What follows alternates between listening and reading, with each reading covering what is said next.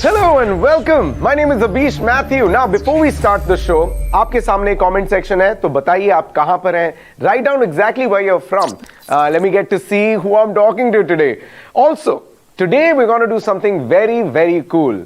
Today you will get the answer to the question when your parents come up to you and say, "Beta, क्या मिलेगा तुमको game खेल के?"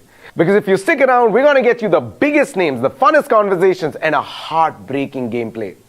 Everybody, welcome to the OMEN FanFest 2020. Woo! I know. Please, thank you so much for your fake applause from the stock library. But today we're going to celebrate something really exciting, something that has been considered an underground culture, and now it's pop culture. I'm Abish Matthew. Let's choose our avatars. Let's put on our gamer tags because we are going to jump off right into gaming. Here are some facts with some fancy graphics. There are 2.7 billion gamers worldwide in 2020. To compare, there are 55 million casual cricket players in India. It's quite big, right? But size this up. Only in India, 250 million Indian gamers. That's almost 5 times the players playing cricket in this cricket crazy nation.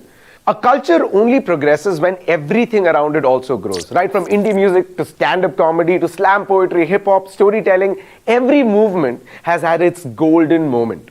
And now, it's our time. Gaming is breaking traditional boundaries, merging with other cool cultures, and growing like crazy all around India.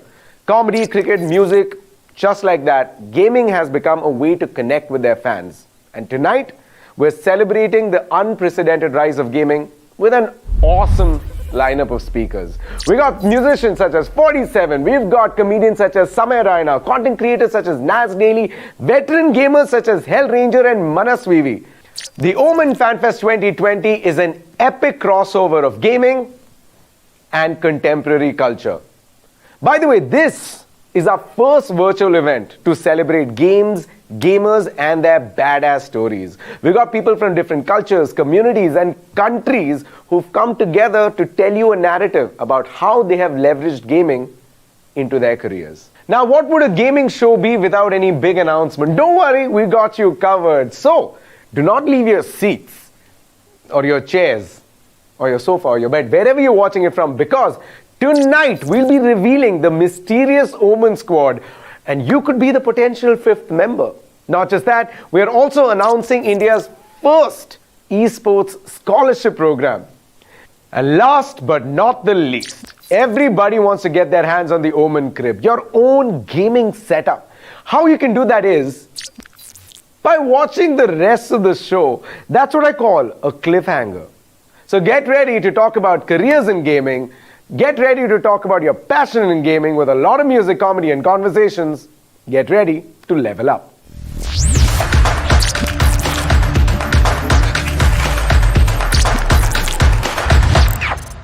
Here's a graphic for you. Now, that's not my head because this guy has better nose.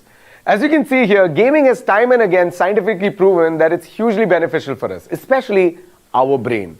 Now, I'm no neuroscientist, but this is what the brain of an average gamer looks and functions like. After all, if you look at it, gaming is a heavy-duty brain job.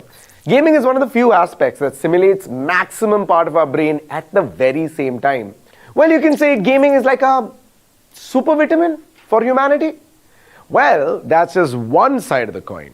The other side of the coin is us, the gamers. You might not realize it, but you guys are gaming all the time. Take, for example, flying a drone. Your hand and eye coordination, your pressure sensitivity, your cognitive geolocation, all of these things that I Googled is exactly what you do when you're playing a first-person shooter. Culturally, gaming is integrated within us. Take a look at chess, the biggest strategy game ever. We made it.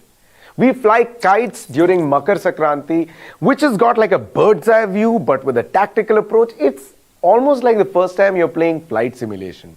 Who hasn't aimed water balloons at unassuming suspects during Holi? It's like playing Plants vs. Zombies. Right from choosing your friends, to your investments, to even deciding what to eat off a menu. You know, when you're thinking of calories and kitna ghee dala hoga, your brain is constantly gaming. So, to take us through this, we are going to have a conversation with the best of the best. We are going to be talking to you about how gaming helps us evolve and shapes us into better human beings in Gaming, the Super Vitamin. Then, we shall discuss in detail how we can create a career out of gaming in Show Me the Money! And then, we'll talk about our plans to turn India into a gaming superpower in eSports Gold Quest. And finally, we will crown off the night with some Among Us Mafia goodness in Among Us Play Sesh. By the way, I am not the imposter. So get ready to succeed in your dreams, get inspired with a lot of music, lots of games, and lots of fun conversations. Welcome to OMEN FanFest 2020.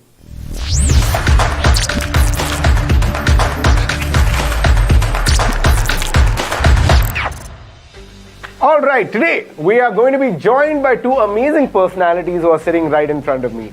One of them is a professional gamer. That's right, one of them is a professional Valorant and CSGO in-game leader and the captain for global esports. And the other one is a commentator, analyst, and a shoutcaster. Hello Ocean and hello Hellranger. Welcome to the OMEN FanFest 2020.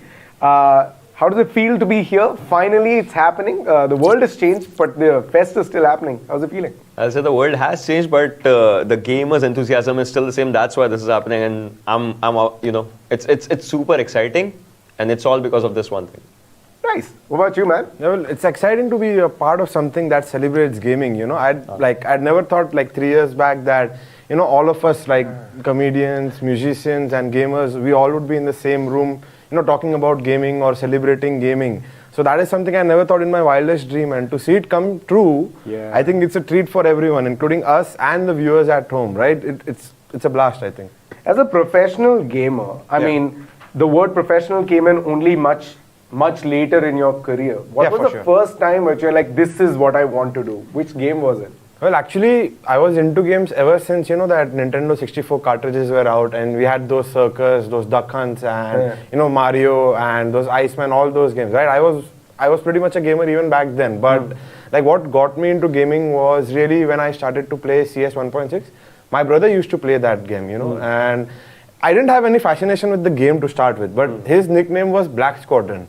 And I was like, what is this? Bahut cool lag raha hai, I want to be like that, or I want my own nickname. Right. And then I started to play the game, right? But I still used to play with the name Black Squadron, and I'm playing.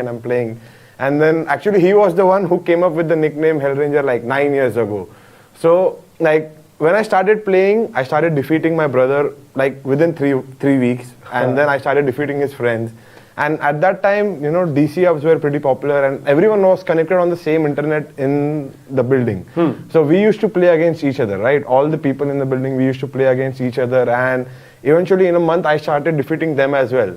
So I was like, now I need, a better challenge. And I, in my head, was like, okay, now I'm a professional gamer. I'll go big in this. Was it after defeating the building that you got a professional? Yeah. So we, even in the building, right? We used to go to those Sifi cafes that were meant for browsing, but a few of us would go and play there, and I'd wreck them, and I'm like, oh, now I'm a big time player. So I started to play that game, just for fun. And at that time, I was pretty much a noob, and in a year, I became an amateur, and then CSGO came around. So that is the time when I was like, okay, this is a new game, and if I want to go pro, this is where I would go in.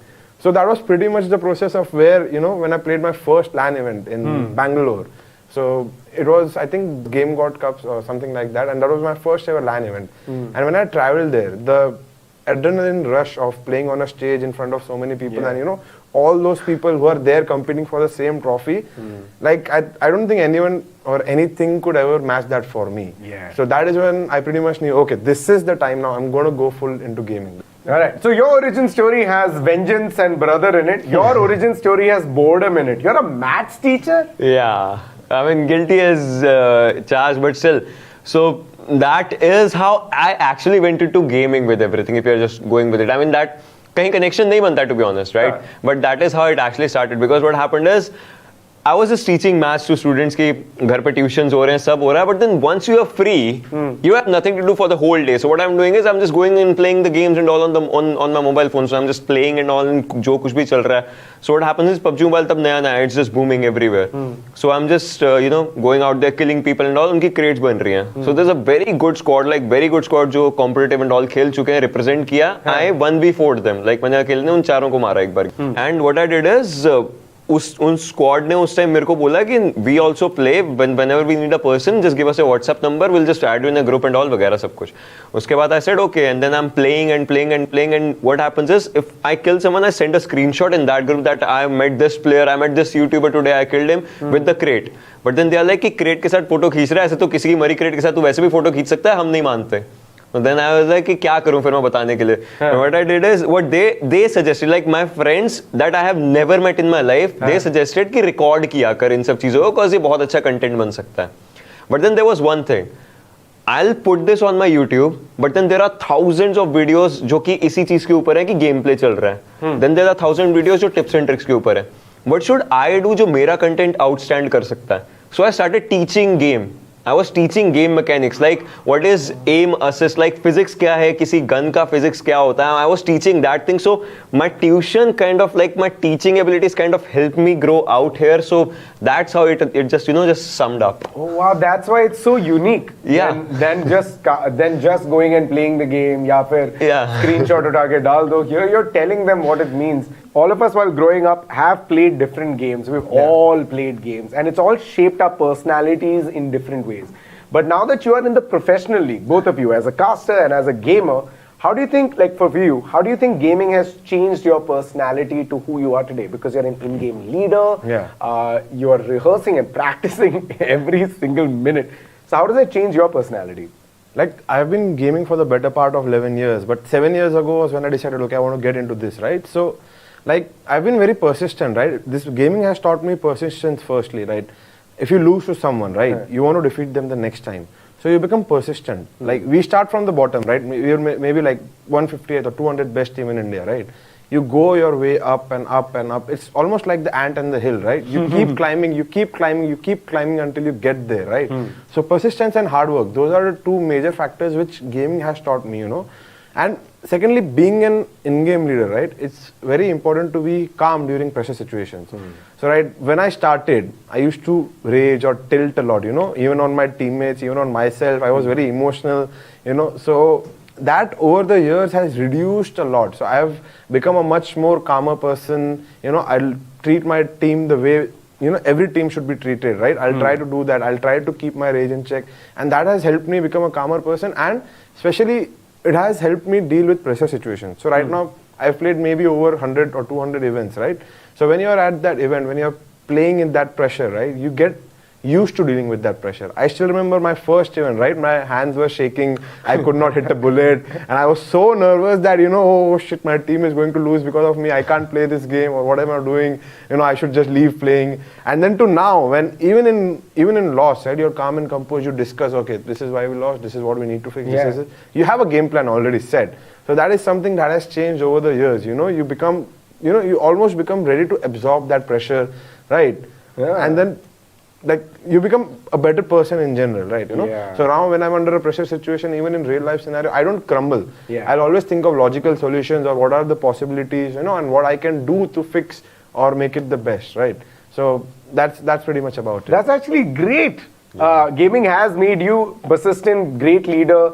Gaming has made you into a personality that finds out entertaining things to put through. I, by the way, learned all the history I know because of Age of Empires. So all I'm trying to say is that it has made me a better human as well.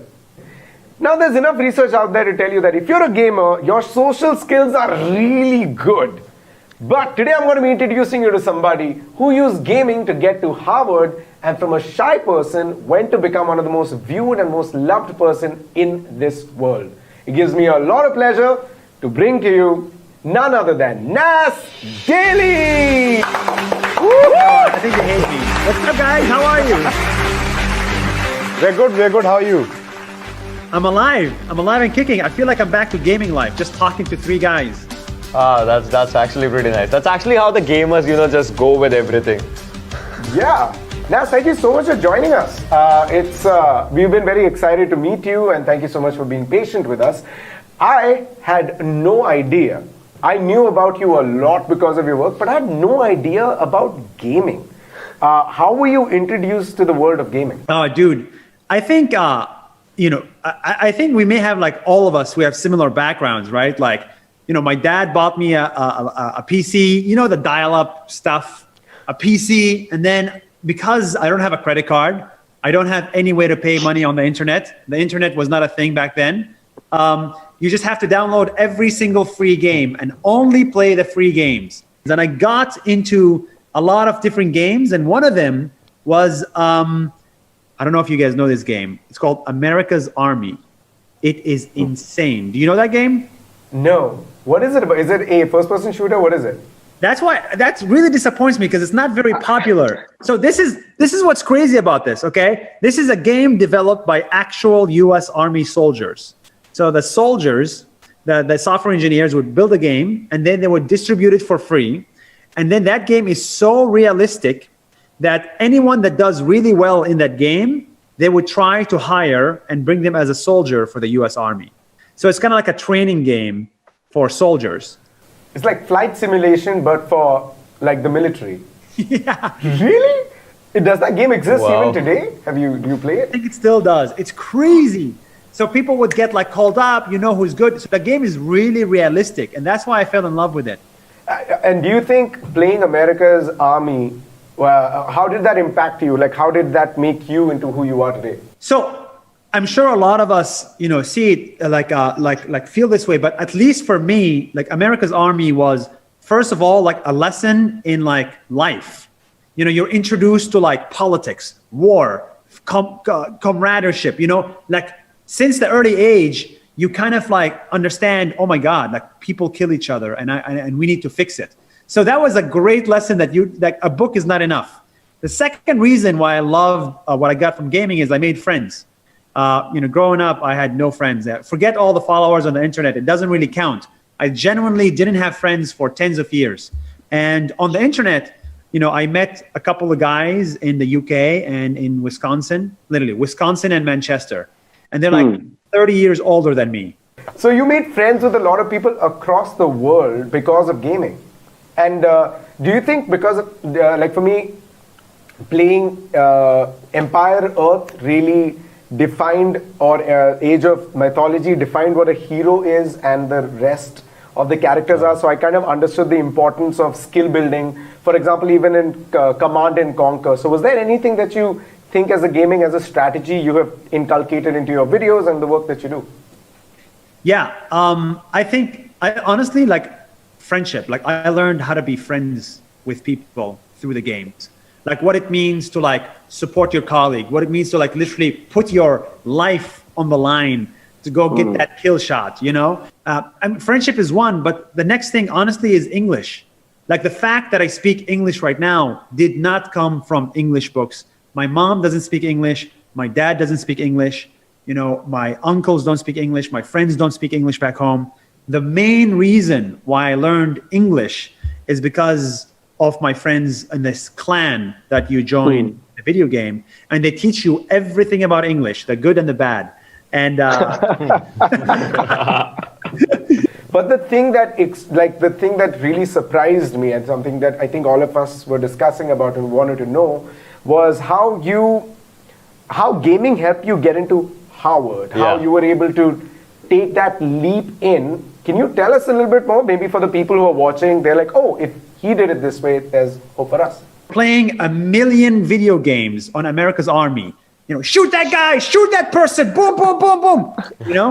You develop confidence and English. And because I had the English skills, I could literally apply to Harvard. And they gave me a full scholarship. I didn't have to pay anything. And that really was the beginning of Nas Daily. Without playing video games, I wouldn't be where I am today. And I don't think any of you guys would be where you are today. Let's say the gaming Nas, is it the same as the one we're speaking to right now? Or is there a hood that comes off here like, oh, I'm gonna take everybody down? there is a slight dark side to me. I knew it. Yeah. I knew it. I knew that is a dark side. Boom. And you know what? You guys make it come out. You're making it. If we talk for another hour, it'll come out. There's a side of me that just wants to win the game. There's a side of me that just wants to get a headshot, just wants to just get that adrenaline rush and just do something. But with Nas Daily, we try to be as nice as possible and as kind as possible. But in reality, really, it's if you grow up in a closed community, you kind of think you are right and everybody around you is wrong. And when it came with like gaming, getting to know a war veteran in America and making him your friend, and then getting to know a paramedic in the UK, and then a waiter in Amsterdam, and then a physicist in Finland, all playing video games together. That's like, it opens your mind to the fact that humanity is amazing and humanity is diverse. So for you've made a lot of friends. You have you proved that gaming is a force for good. You've also taught that. You've also said that through gaming, the communication that it gets established between different people enables you to explore the world more. There are lots of fans of yours here, and a lot of them are gamers. A lot of them are people who are, in the threshold of should I not. So if there's something you could tell all your fans here in India about gaming, and what is the message you would like to share with the gamers? So look, that's such an interesting question, because every time I got on America's Army and Call of Duty and Counter-Strike, every time I got to play that game, my dad would tell me, stop playing video games, go read a book. And I would always tell my dad, Dad, I swear to God, this game helps me more than the book. It helps me a lot. And I'm so sad that you cannot understand it or see it.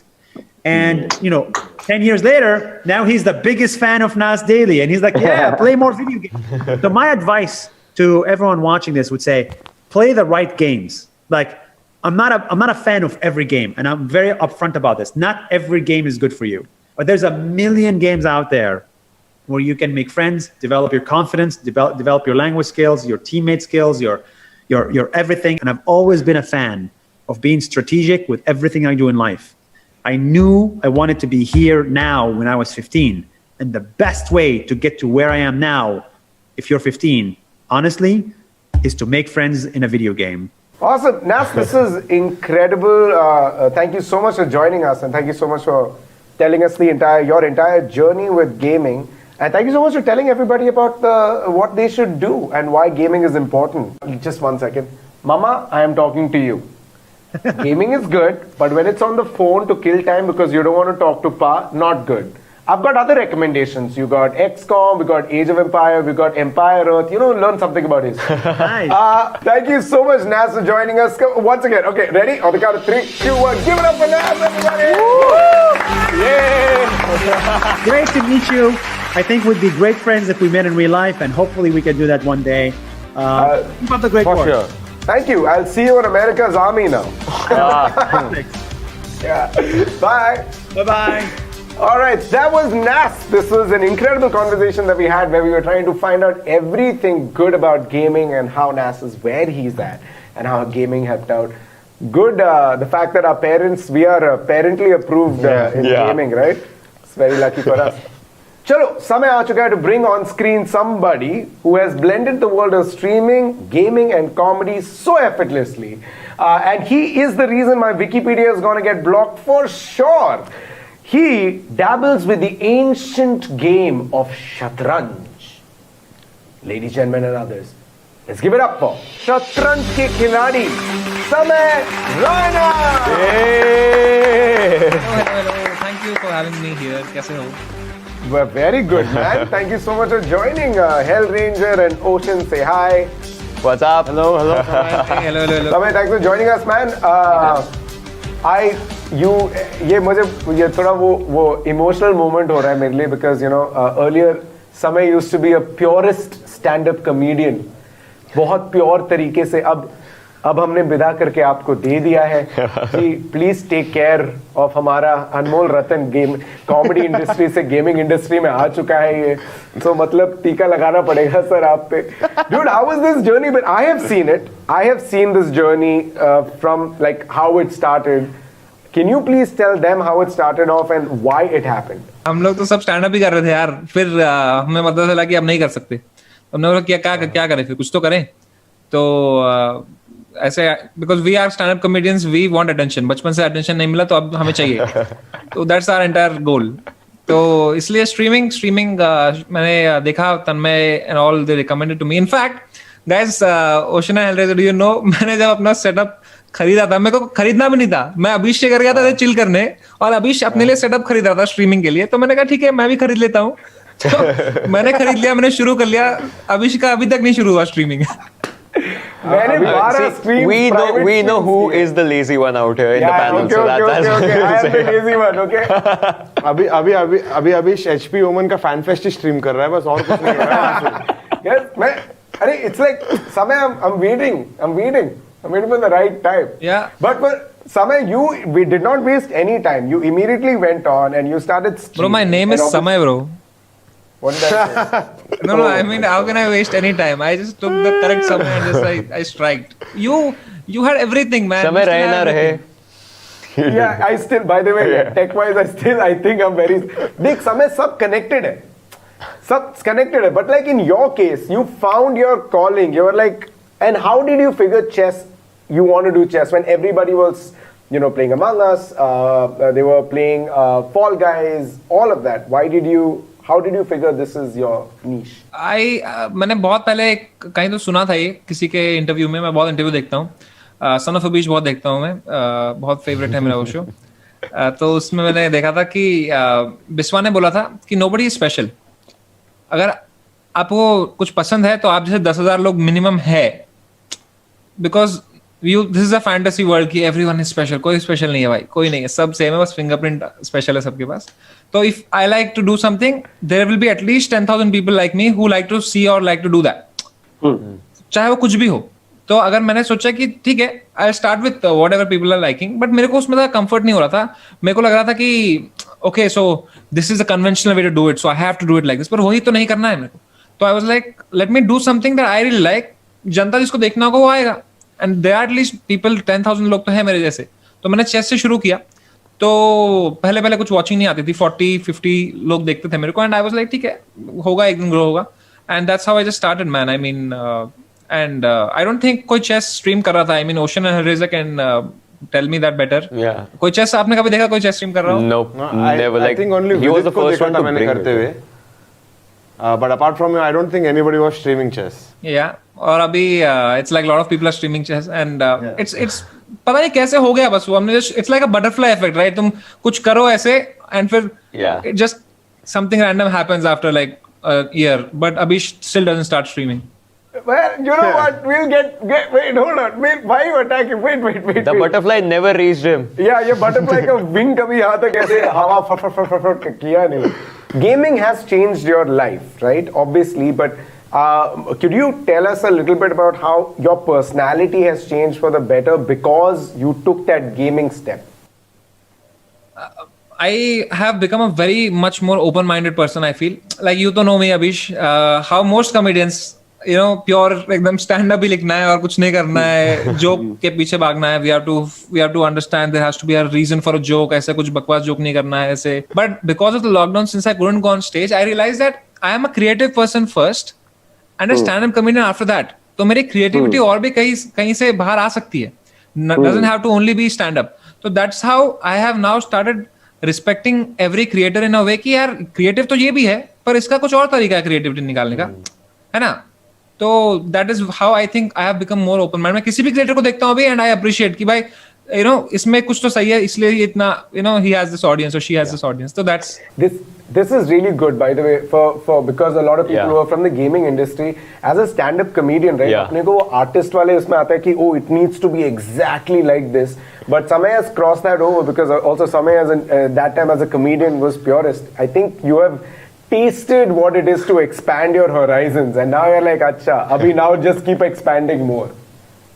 मतलब वो stand up भी करेंगे पर ये भी करेंगे, मतलब ऐसा नहीं है कि स्टैंड अप कर रहा है वो ज्यादा बढ़िया है, जो गेम खेल रहा है वो ज्यादा बढ़िया है, दोनों अपने अपने में बढ़िया है, and whatever you feel you do and just chill.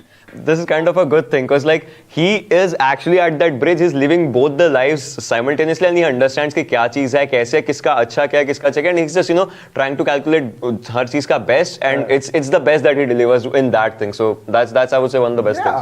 Now, Samay, I have a question for you. Now, because you're also like a stand-up comedian, right? So now I'm not stand-up comedian, you're not forgetting that, right? No. I don't know. That's what I'm asking. I don't know now. Is there anything? My thing is that as a stand-up comedian, generally, I don't know if you know, but like we look at everything, we're observing everything, noticing it, and keeping it, and knowing the punchlines that we're going to deliver it later.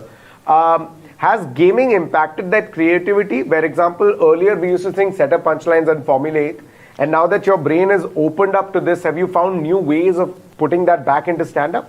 Yeah, I think because you're live streaming, you require, at least I am मैं हर 2 minute में कुछ ना कुछ funny करना है, क्योंकि that's my thing on my stream, because that's who I am. मेरे को हर बार कुछ ना कुछ करना है time pass, and it's I think similar to very stand up, because वो जो रिएक्शन है, जैसे हम लोग जब स्टेज पे रहते हैं हम जोक मारते हैं, लाफ आता है वहां से, तो जब तुम स्ट्रीम पे कुछ फनी करते हो तो चैट में लाफिंग इमोजी आ जाते हैं, तो it's the same thing over there. So I have become more free as a person, because अब मैं बहुत in the moment में जोक मार देता हूँ कुछ, मैं बहुत comfortable हो गया हूँ अपने साथ, and I think now when I'll go on stage in December, I'll be more comfortable on stage. I think I'll be more or more of me.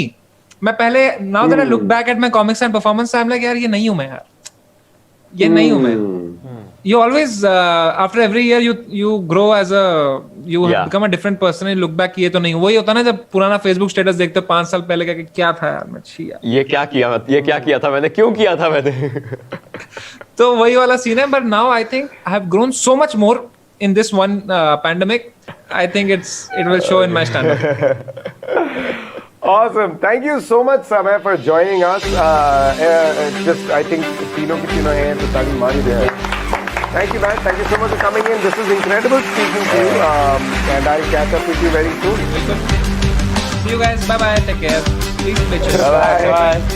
Well, if you have to ever tell someone that gaming can change your life, there is no better example than Nas.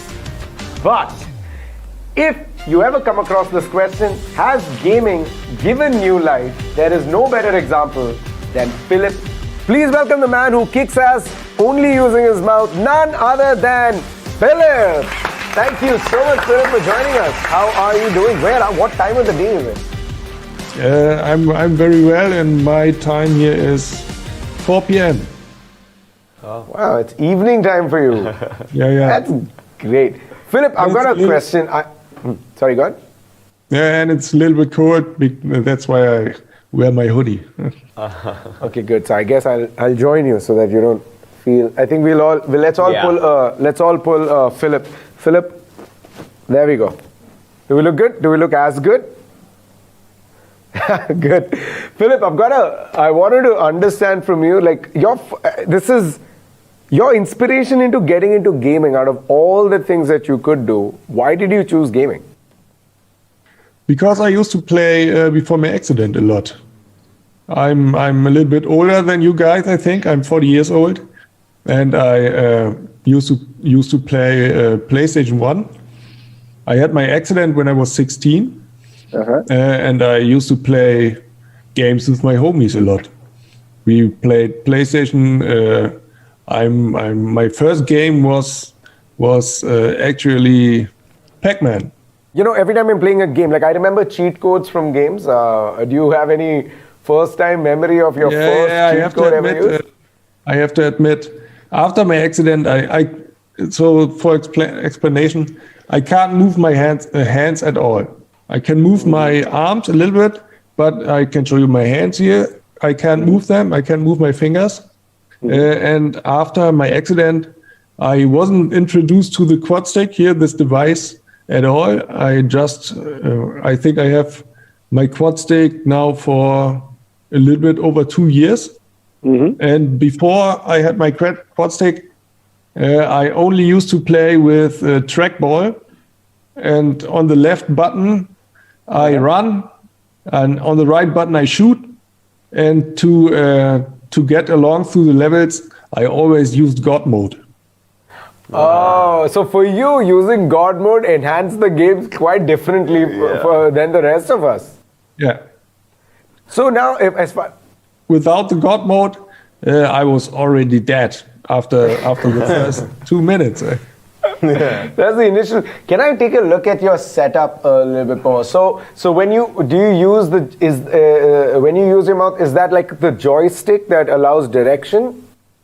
Yeah, I can show you if I do this. Yeah. That's WASD. It's like a that's a joystick. WASD. Yeah, I can write my own scripts, and the device has 3 holes. 3 holes, and you can puff in it, and you can zip in the hole, and then you can do some combinations, and you can do scripts with up to 32 different key bindings. And that's everything I do with my mouth. But I have a gaming mouse on my desktop, and I use the gaming mouse to aim. But I only put my hand on the mouse. It has a sticky surface so that that my hand won't slip on the mouse, and I can aim with my mouse. But everything else I do with my mouth, with the quad stick. You're more like an inventor, scientist than a gamer at this point in time. I feel like the dude who invented the thing here helps a lot of people in my situation to play the game. it's amazing. It is amazing to know that there are, for someone who's so passionate about gaming, nothing can stop you. Now, I wanted to ask, not just with in life, but ever since the accident, because you have enabled yourself to play games in the way you are, do you think gaming has kind of pushed you as a personality to look at what else can I do that can enable my life to be better? Yeah, I would say so. I think sometimes you are in a certain mood where you think you can't do it, or it's very difficult.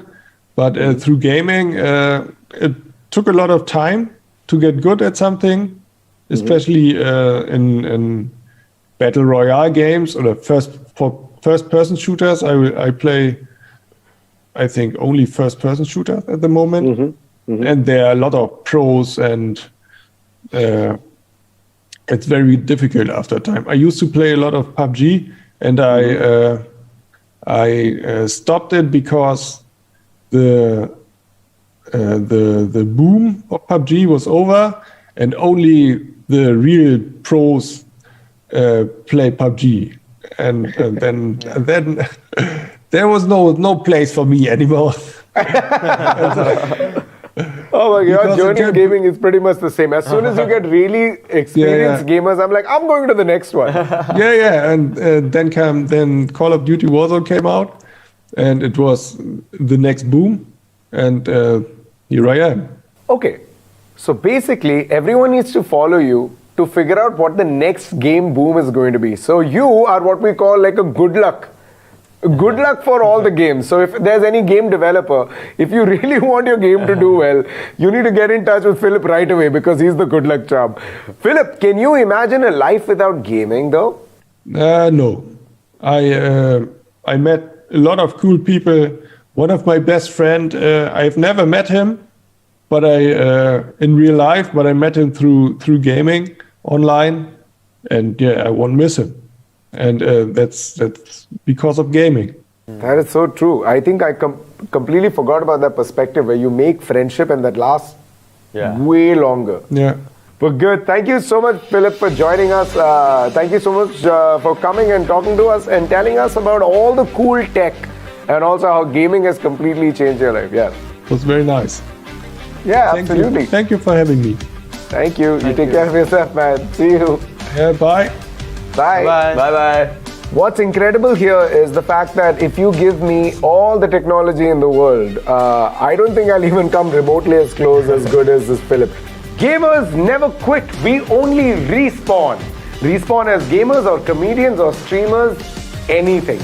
but it's been scientifically proven that gamers make better doctors. Now, don't ask me how I know it, because I had the privilege of speaking to an actual doctor who's a pro gamer himself, and this is what he had to say. Yeah, so as a child, I was always interested in sports. I've always played basketball for my school district, and then I also used to play a little bit in the university. That's how I got into Counter-Strike as well. Once I found out I was slightly good at it, I got into the team aspects, and that actually got me hooked to Counter-Strike, just competing as a team and winning tournaments, being better than others. And also medicine. I don't practice the conventional medicine where I sit in outpatient departments, seeing patients day in and day out, speaking to them and then following them up. So I usually am mostly in an emergency setup with critically ill patients. So, and in such setups, you always also need teamwork, where you have teamwork between doctors and nurses and different specialities. You have neurosurgeons, cardiologists, all chipping in. So we need them for particular things. They need us for particular things. And also is very dynamic. Things keep changing every day, every minute. So I think that aspect of being adventurous, you might say, and also being looking for something new every now and then, challenges, is probably the similar aspects between gaming, sports, and the medicine that I practice.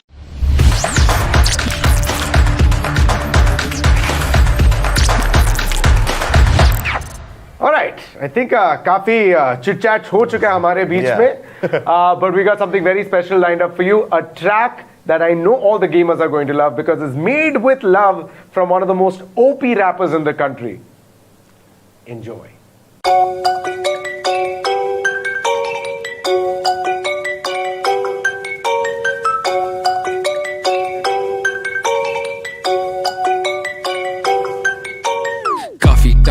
A lot of people have been calling names. मुझको लगा मेहनत ना चली जाए all in vain. एक दूसरे के दोस्त यार साथी हम ही थे, एक साथ हमने डांट खाई सबकी मम्मी से. मत कर टाइम पास, तेरा फ्यूचर होगा इन द स्ट्रीट्स. देख हमने टाइम पास की बना दी इंडस्ट्री. चिल करके छापा पैसा मिल गई जैसे ड्रीम जॉब. मैं ही नहीं मेरे जैसे स्क्वाड में है 3 और. देख मेरे साथ स्क्रीन के उस तरफ रखे तू पैर. मालूम नहीं चलेगा रात से हो जाती कब दोपहर. प्यार हो या गाली यहाँ सब कुछ पड़ता मुंह पर. तभी लाइफ वाली गेम में हम रोज करते लेवल ऊपर. रस्ते चाहे उबड़ खाबड़, लड़के अपने सुपर चावड़, यही अपनी सुपर पावर. सारे लड़के अपने बैड बॉयज, राइवल करे sad noise. OP in the chat boys. रस्ते चाहे उबड़ खाबड़, लड़के अपने सुपर चावड़, यही अपनी super power.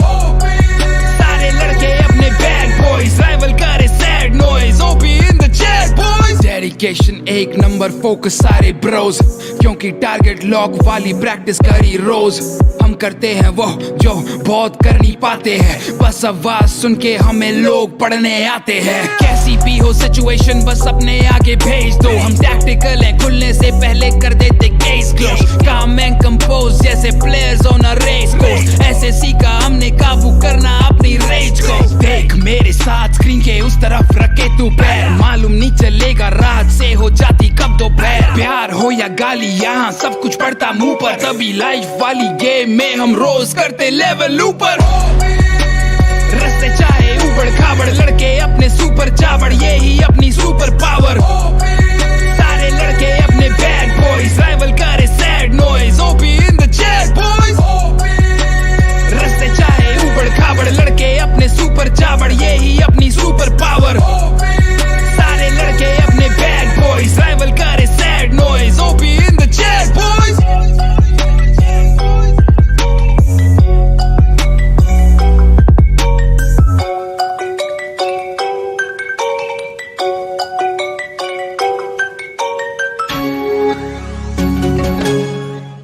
If you like that track, you're gonna love the man. Give it up for none other than 47! Huge round of applause to you and to that great song. कितने दिन में बनाए? हो गया था, एक दिन से पहले ही हो गया था, मतलब पूरा दिन में लगा था उसके अंदर. कैमरा के लिए बोल सकते हो कि 1-2 महीना लगा था एटलीस्ट. हाँ, 1-2 महीना लगा था at least. It's the track is too good when you were making that track, did you want it to be like an anthem? Because it sounds like a anthem. हाँ, like I mean I had the title in my mind कि मेरे को like उसको OP बोलना है, and I really wanted कि जब वो word आए तो ऐसा लगे कि 4-5 लोग या 6-7 लोग या जितने भी एक स्क्वाड के अंदर लोग होते हैं वो एक साथ बोल रहे हैं उस चीज़ को. So अगर कोई भी गाने का स्ट्रक्चर वैसे होता है तो it clearly becomes an anthem. जैसे कि you know the hip hop culture अभी slowly mainstream है. पहले वो was a subculture से pop culture बन चुका है. Okay. Gaming also has a similar kind of narrative, right? Yeah. And you are part of both of it, and you're a very proficient rapper. Yeah. But in the gaming industry, what do you think it's going to happen? Is it similar? Do you think a similar gully boy movement will happen for gaming? Yeah, I do see a trend though. Like जैसे hip hop में हुआ पहले हम लोग we would just do it for ourselves. उसके बाद we saw the YouTube thing happening कि जैसे स्टैंड अप कॉमिक्स के साथ हुआ वो चीज़ चलने लगी. फिर next year was for rappers. फिर गली बॉय आई एंड देन लोगों ने दूसरे रैपर्स को चेक करना शुरू किया. I think same things gonna happen for gaming to. I mean it's like almost main stream man. Like जैसे बाहर वाला सीन है वो ऑलमोस्ट हो चुका है यहाँ पे. They might just make a movie on that. Gaming boy. I don't know. Gamer boy. Gaming boy. Yeah. Well, it doesn't sound as fun as Game boy. Well, that's a copyright issue right there. Yeah. So I think हो सकता है उसके लिए. I mean, वो जा रहा है जहाँ पे उसको जाना चाहिए. People half my age are making 10 times than what I do. It's direction बहुत सही है उसका. But as far as the gaming is concerned, because you're also part of the gaming revolution that's coming up. Yeah. What genre of gaming did you start with when you started playing? I don't know if it would be considered gaming, but like I come from the time जहाँ पे boxy computers होते like the big monitor जिसको बोलते थे VDU, visual display unit. So I would just come back from school, play some San Andreas, and there was just one point of time जहाँ पे missions करना छोड़ ही दिया. I was just like get on the bike, you know, play music, kill people, fun stuff. You know? Fun stuff. Yeah. Quite a gangster, I see. Quite a gangster. Yes. But उससे पहले I have played like जो TV पे those Chinese rip-offs of Nintendo 64 like cartridge वाला जो scene होता था. I've done that duck hunt and stuff. Gun लेके like TV पे लगे खड़े हो जाते. So अगर उसको gaming बोलते तो I've done that बहुत पहले से. Yes, it is gaming also, Yeah. and that's the version of the gaming before. Now, like hip hop earlier was not accepted by the mainstream earlier, right? हाँ. And now I feel, do you think gaming has an advantage, or do you think gaming भी वो subculture की तरह बना हुआ है अभी, like hip hop was? Perspective की बात है यार. मतलब जो गेमर्स है उनके लिए तो प्रॉपर कल्चर ही है वो. हम उसको कैसे देखते हैं उस पर डिपेंड करता है. लाइक अगर मैं मेरे को मेरा जो लाइक गेमिंग के साथ सीन है, there is a song of mine called Gooda. 2019 में मैंने उसको रिलीज़ किया था. आज तक काफ़ी सारे गेमर्स हैं जो उसके ऊपर अपने मोन्टाजेस बनाते थे, trick shots and all the compilations and thing. I still don't know like what worked for me. वो टेम्पो था, एग्रेशन था, कंटेंट था, व्हाट वाज इन इट. तो मैं गेमिंग को इस तरह से जानता हूँ, लाइक जैसा मैं देखता हूँ, and I see that growing every day. मतलब वो गाना इतना यूज हो गया, सो आई नो कि लाइक अगर वो गाना ज़्यादा यूज हो रहा है तो ऑब्वियसली ज़्यादा मोन्टाजेस बन रहे हैं, मतलब ज़्यादा गेमर्स आ रहे हैं. तो जब नंबर ऑफ यूजर्स बढ़ते जाएंगे तो clearly it will become more mainstream. I don't know if you have realised it, आपका पहला गाना became a montage sequence.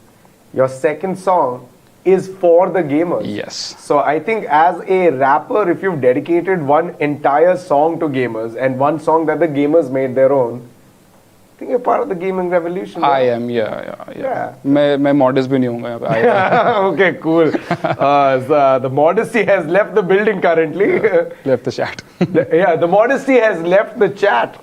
By the end of tonight, we will be playing games with you. We will be playing. Please go easy on me. You know, I don't know, man. I don't know. You might not be good with your hand and eye coordination, but मुंह से तो बहुत अच्छा बात कर लेता है ना. We've got a game for you lined up, which requires this and this more than this and this. Thank you once again, 40. Everybody, make sure you write down OPOP in the chat. Yep, works. Yeah. Also, thank you so much everyone for joining this session. We've got another session lined up for you. But before that, we got some cool announcements lined up. For example, this one.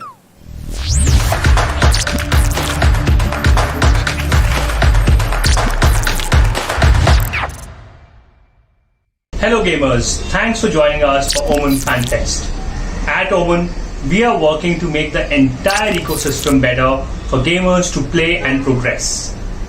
we have put the best of Omen in one custom brick, and today I am super excited to reveal that this beast could be yours when you upgrade to an Omen laptop in the next 1 month.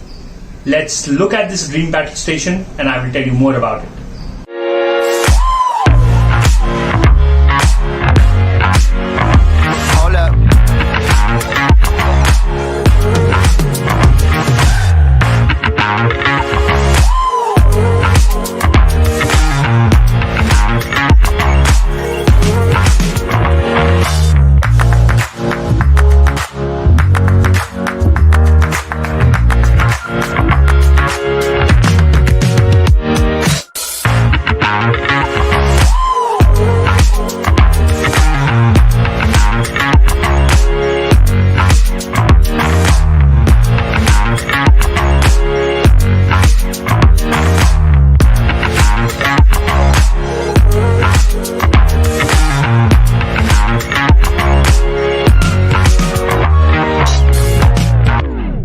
As you saw, the Omen crib comes with all the equipment and the setup which you need to play at your very best.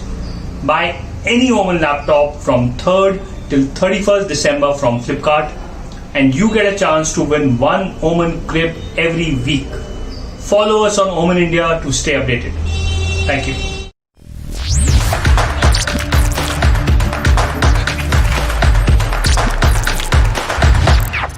All that is pretty damn cool. Thank you so much, Prashant. Well, now that you guys know the advantages of gaming, it's time for you to find out how do you make money out of gaming. And that's what we are here to discuss. Next time you get a question from your parents कि ठीक है मतलब पैसे कैसे कमाओगे gaming में तो ठीक है. You can give them examples of Dynamo, Mortal, Carry, Cronton and Scout. But not just that. There are so many opportunities in the gaming industry. You can be a social media manager, you could be a game developer, you could be the head of community, eSports business strategy associates. There's a huge list. There is a huge list.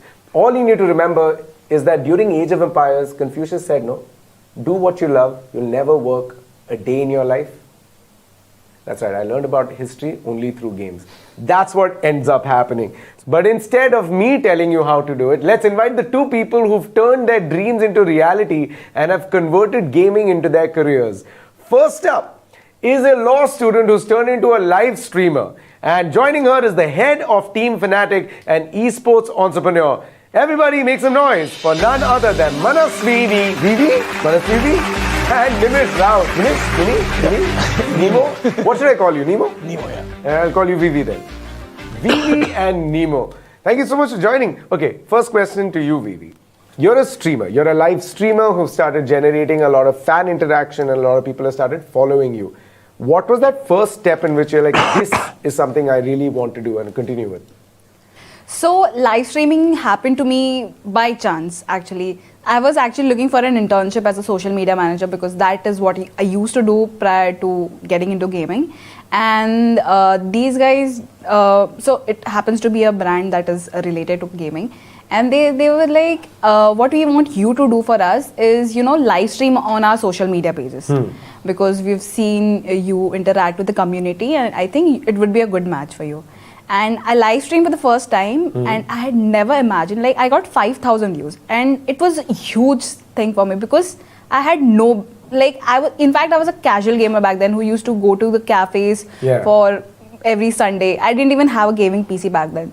So that is how I got into gaming. And you know, because I'm very socially, social media extrovert is what I would like to call it. Because I use my Facebook as my diary, personal diary. Like there was one, I put up stuff like, you know what guys, today I ate jeera instead of soft. So like all that bullshit.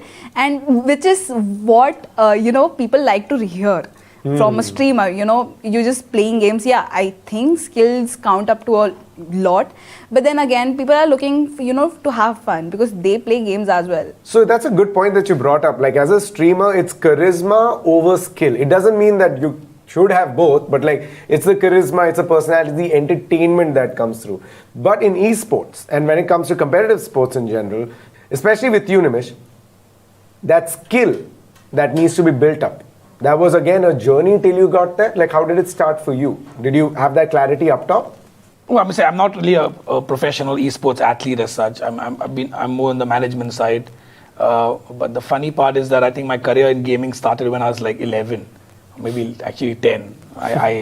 My father bought me a lot of video games, so I had like 8-9 consoles at one point. And I had a friend who had he was a collector of cartridges, so he had like some 100 odd. And I started this company called Nemo Rentals, and I would rent out video games, to people in my colony. And I think at 11 I was making like 1,500 or 2,000 rupees a week sometimes. Wow. So yeah, I guess it kind of stayed back with me at one point that video games can actually make you money. Do you think the money that you're earning or the investment that other brands are doing is enough to survive, or is it enough to thrive? I mean, investment part, I would actually like to tell you how I begin the whole journey. Like I told you, I didn't have a gaming PC. Right. So for me, but I loved streaming. So what I used to do is I used to go to the gaming cafes, and then I used to stream from there. Okay. But it required money, right? I would stream for like 4 or 5 hours, and per hour they would charge about 60 rupees, 70 rupees. Nice. And I'm a student, so I don't have any source of income. So that is where my parents came in. Like they knew that I was doing something, and they were I wouldn't say completely against it, but they were like, study. Yeah, they were questioning it. Yeah, but my mom would give me an monthly allowance, and she knew that I go out to play games, so she would just give me some money. She knew that, and which is why she gave me extra money so that I can go and play. So I think that is a huge investment, but my mom was my first investor, I would say. Your mom was your gaming manager and your first investor. That is, in a way, like, take that, other children. Okay, go on, please. So, and after that, like when I wanted to build a, professional, because I started streaming, and then I wanted to increase the quality of the content that I created. That is when I was selected as YouTube's Next Up Gamer for 2019. Right. So that is when YouTube was my next investor, I would say. Like they gave us a huge production kit, which definitely did increase a huge, plus point in my quality, my streaming quality. And do you think India is at the global level currently, or how long do you think we'll get or kind of surpass the global benchmark currently? Well, I'll be honest with you, we are still a very, very young industry. I don't consider, at least I don't consider myself as a part of the Indian esports industry. I consider it as a global industry. And we're all here to learn. I think there are certain practices that people have realized worked in the Indian market that don't work in the global market. And there are certain things that work in the global market will never work in the Indian market, right? So we're all unique in our own sense. But the reality is that we are far, far away from being an industry, especially esports. I'm not talking about gaming, but esports, we are far, far away from being profitable and from being somebody who is actually going to show the value that we've shown so far, right? Right. Obviously, we've been valued at $400-500 million as teams. But we still have to continue showing the revenue, continue showing the growth, not just in terms of numbers of followers and numbers of fans, but also in terms of competitions, in terms of investment. And I think eventually we'll get there. Like every other sport, I would say 10 years down the line, I will be very surprised if I don't see a school level competition in esport. Nice. Obviously, that's where my dream would be. 10 years down the line, I want to see a 12-year-old kid fight to eventually play for Fnatic in India as well. Right. Now the question I'm going to ask you before we move on is that at a level where you are at, which is the esports industry and the Indian gaming market, both of them are making a push to get more and more audience. What kind of jobs do you see that in the gaming industry that exist and probably will exist in some time? Well, I think with a lot of investment coming in esports, I do feel that a lot of jobs will come within the management side of professional teams and professional athletes. Again, similar to any other sports, where jobs like coaching will open up, jobs like video analyst and game analyst will open up, even something as unique as fitness trainers. Which is extremely huge in some markets right now, where obviously India has not reached that level where the streamers or the gamers are taking their fitness seriously. But it is something that eventually, if you don't look after it, you basically are not going to be able to extend your career. So whether it's basic gym for your back, whether it's basic understanding to get your mind right, there is a lot of research that's going behind that as well. So those kind of jobs will eventually open up. And then your traditional back-end production jobs, whether it's casting, whether it's video production, whether it's social media management, there is so much to the whole world of esport. And I'm not even talking about gaming, I'm purely talking about esport right now. And then when you add gaming to that, then the whole world is like, you could be a graphic designer, you could be you could be somebody who designs apparel for a game publisher. I've seen people do music videos for game publishers as well. So it's basically the subculture that completely gets sucked into gaming, and gaming becomes like this mother of all subcultures in a way. So So I just wanted to say, we were talking about jobs that are completely in a different market, and we don't see gaming as an industry. But I, as a law student, would someday, like to practice within the gaming industry as an esports lawyer probably. Oh yeah, maybe that's what it's going at. Oh, yeah. So if you have any problem, please make sure you can contact Vivi currently. She is the only person I'm gonna vouch for as a esports lawyer. Excuse me, let me mediate this negotiation. It's where this is going to. That's fantastic. You're getting to hear the perspective of a streamer. You're getting to hear the perspective of management and the companies that run it. But what about developers? What about the people who develop the games? Let's get to hear from them as well. They call it the gaming industry because it's just not about the people who are in front and the people who are managing the people who are in front of the camera, but it's also about designing those games. And that's why we're going to be joined by two very interesting people. We're going to be joined by the co-founder and game designer at Nottingham Games, and the founder of Lakshya Games, who've helped develop games such as State of Decay and Sea of Thieves.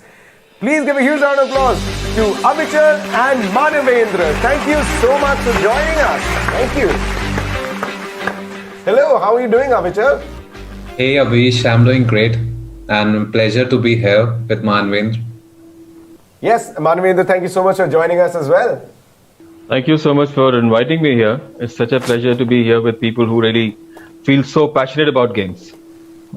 Absolutely, but we wouldn't be passionate about games until you guys made those games. So we need to thank you and the hours that you spend coding, speaking to your design team, trying to be like, hello, put it in the right place. Otherwise, how will the hands probably move like that?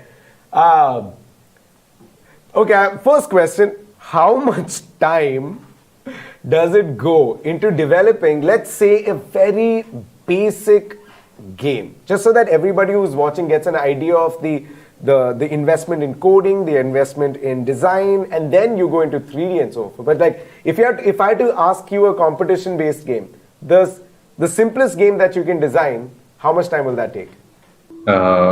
According to me, I think if you're a true beginner, like you're totally a beginner, it could take up to 3 months for you to get used to what is what. And if you follow a tutorial series, a template series, probably 1.5 months. But to be able to do it by just yourself, I think 6 months. You pioneered gaming development in the country, and this is a time where right now gamers are becoming really popular. You've got streamers are becoming popular. The incentive to start developing games, can you tell me a little bit about that? Like, what excited you about the possibility? It's my background which actually made me get into games. Okay. My background was actually as a programmer. So I was really fascinated and a really big game enthusiast and a game player. I'm talking about way back when we used to have basically 2D games. Yeah, I don't know how many of you would remember Prince of Persia, the 2D version. Yeah, obviously. That's what we played on with. Yep, it has been an all-time favorite for a lot of people. And then suddenly you have Wolfenstein which comes in. And you're like, what the hell? So far I've been playing 2D games, or we've only seen 2D games. What the hell is this? You can actually turn things around and you can look at things from all over the place. And I was a programmer, don't forget that. So that programmer's curiosity got me to start looking at this 3D And I'm like, how the hell have they done this? And that is what triggered the whole gaming thing. And that's how I got into game, because then I left my job and all that, got some angel funding, and then started working on a games engine, a complete 3D games engine. And that's how my entry to games happened. And then we actually spent almost 2.5 years making a complete games engine. That's how I got into games. That's a very, very long time back. My question is, actually, it's not a question as much as it's a congratulations. Right from the onset of the idea to the execution of it, like where is that seeding thought that came in? Like, I want to make a game that is not just entertaining but also educative for people to understand what the Vedas, and the entire mythology of India. So the thought of seed of making Raji, it all started with a trip to Jaisalmer, Rajasthan. And there I was at this place called Patwo Ki Haveli, early 18th century. And I had this frame in front of me, no people, no wires, and just me and that, something from medieval times. And I felt teleported. And I had that feeling. And this is when I was transitioning from a gamer to game designer. I was 1 year away from graduating my college. So I was ready to go into the industry. So that thought was just with me, that how come we don't see games from India or set in India or based in India? And I somewhat knew the answers, because I knew the gaming industry is new in India, fairly new compared to US or Europe. But then I was like, we got to make this happen. And I think the vision was to put India on the game dev map, and specifically PC and console. And when we say that, we're talking about a high top tier quality indie game. That's true, but also if you look at this, gaming development is really interesting, because you have not just the passion of gaming, just the passion of storytelling, but parentally approved hard work. Like coding comes into this, technical skills come to it. How the mindset has changed from the early 2000 to today. Early 2000, when like I was saying, I was like getting into gaming. You know what was the first thing my father asked? Are you mad or are you okay? बच्चे time बर्बाद करते हैं games में. You're going to make it? Just forget about it. You can't even imagine how much struggles I had to go through just to convince them, okay, let me just give it a shot. Yeah. And today, the parents are actually looking at gaming as an actual career option, as a viable career option. That's the change which has happened in the gaming industry, the mindset of, because at the end of it, how will the gaming industry grow? If more and more kids look at it as a career option. And for that, the parents need to have, have the mindset that, okay, this is something is viable. It's okay. Yeah. You know what? For all the parents who are watching it right now, okay, and for the students who are also watching it, gaming is this one industry that's like just developing. That means it's the best time to enter now and train and educate yourself, because by the time the industry catches momentum, you would have already been so ahead with it. You've got the technical knowledge, you get storytelling abilities, you also get like the ability to play better. But here's a question again. I'm going to ask you specifically, if you had to tell an entire generation, whoever is watching, Avichal, would you like to tell Sharma uncle and Sharma auntie why game development is exactly what their child, junior Sharma, needs to do? Game development is something Junior Sharma must do, because game development is a beautiful place where storytelling, coding, VFX, art, music come together to create magic. And this is where passion comes from. This is where the gamers find passion. And just to give context to Sharma uncle and auntie, gaming industry eclipses movie plus music industry. That's how far games have come. So if you're still thinking it's a waste of time, you need to go on Google and ask Google. Yeah, to that, what I would like to add to that point, because is something which is for Mr. Sharma and Sharma uncle and auntie, they need to understand that gaming is a $160 billion industry. And you combine movies, music, theater, animation, all of them, you will barely reach 100 billion. Now, where do you want your kid to be? In our industry, which is like double the size of all the other creative things put together? Or just, somewhere else? So now it's just a question, it's a perspective. Yeah. And in India, people don't understand that much because they haven't seen the gaming Bigger universe. picture. They haven't seen the bigger picture. Correct. But you don't realize gaming is the largest segment of entertainment industry globally. Put Right. all the other together, and gaming is still the biggest. I think your answer to Mr. and Mr. Sharma aunty just numbers. You had them at $160 billion industry. बाकी सब उनको सुने नहीं. इतना जाओ.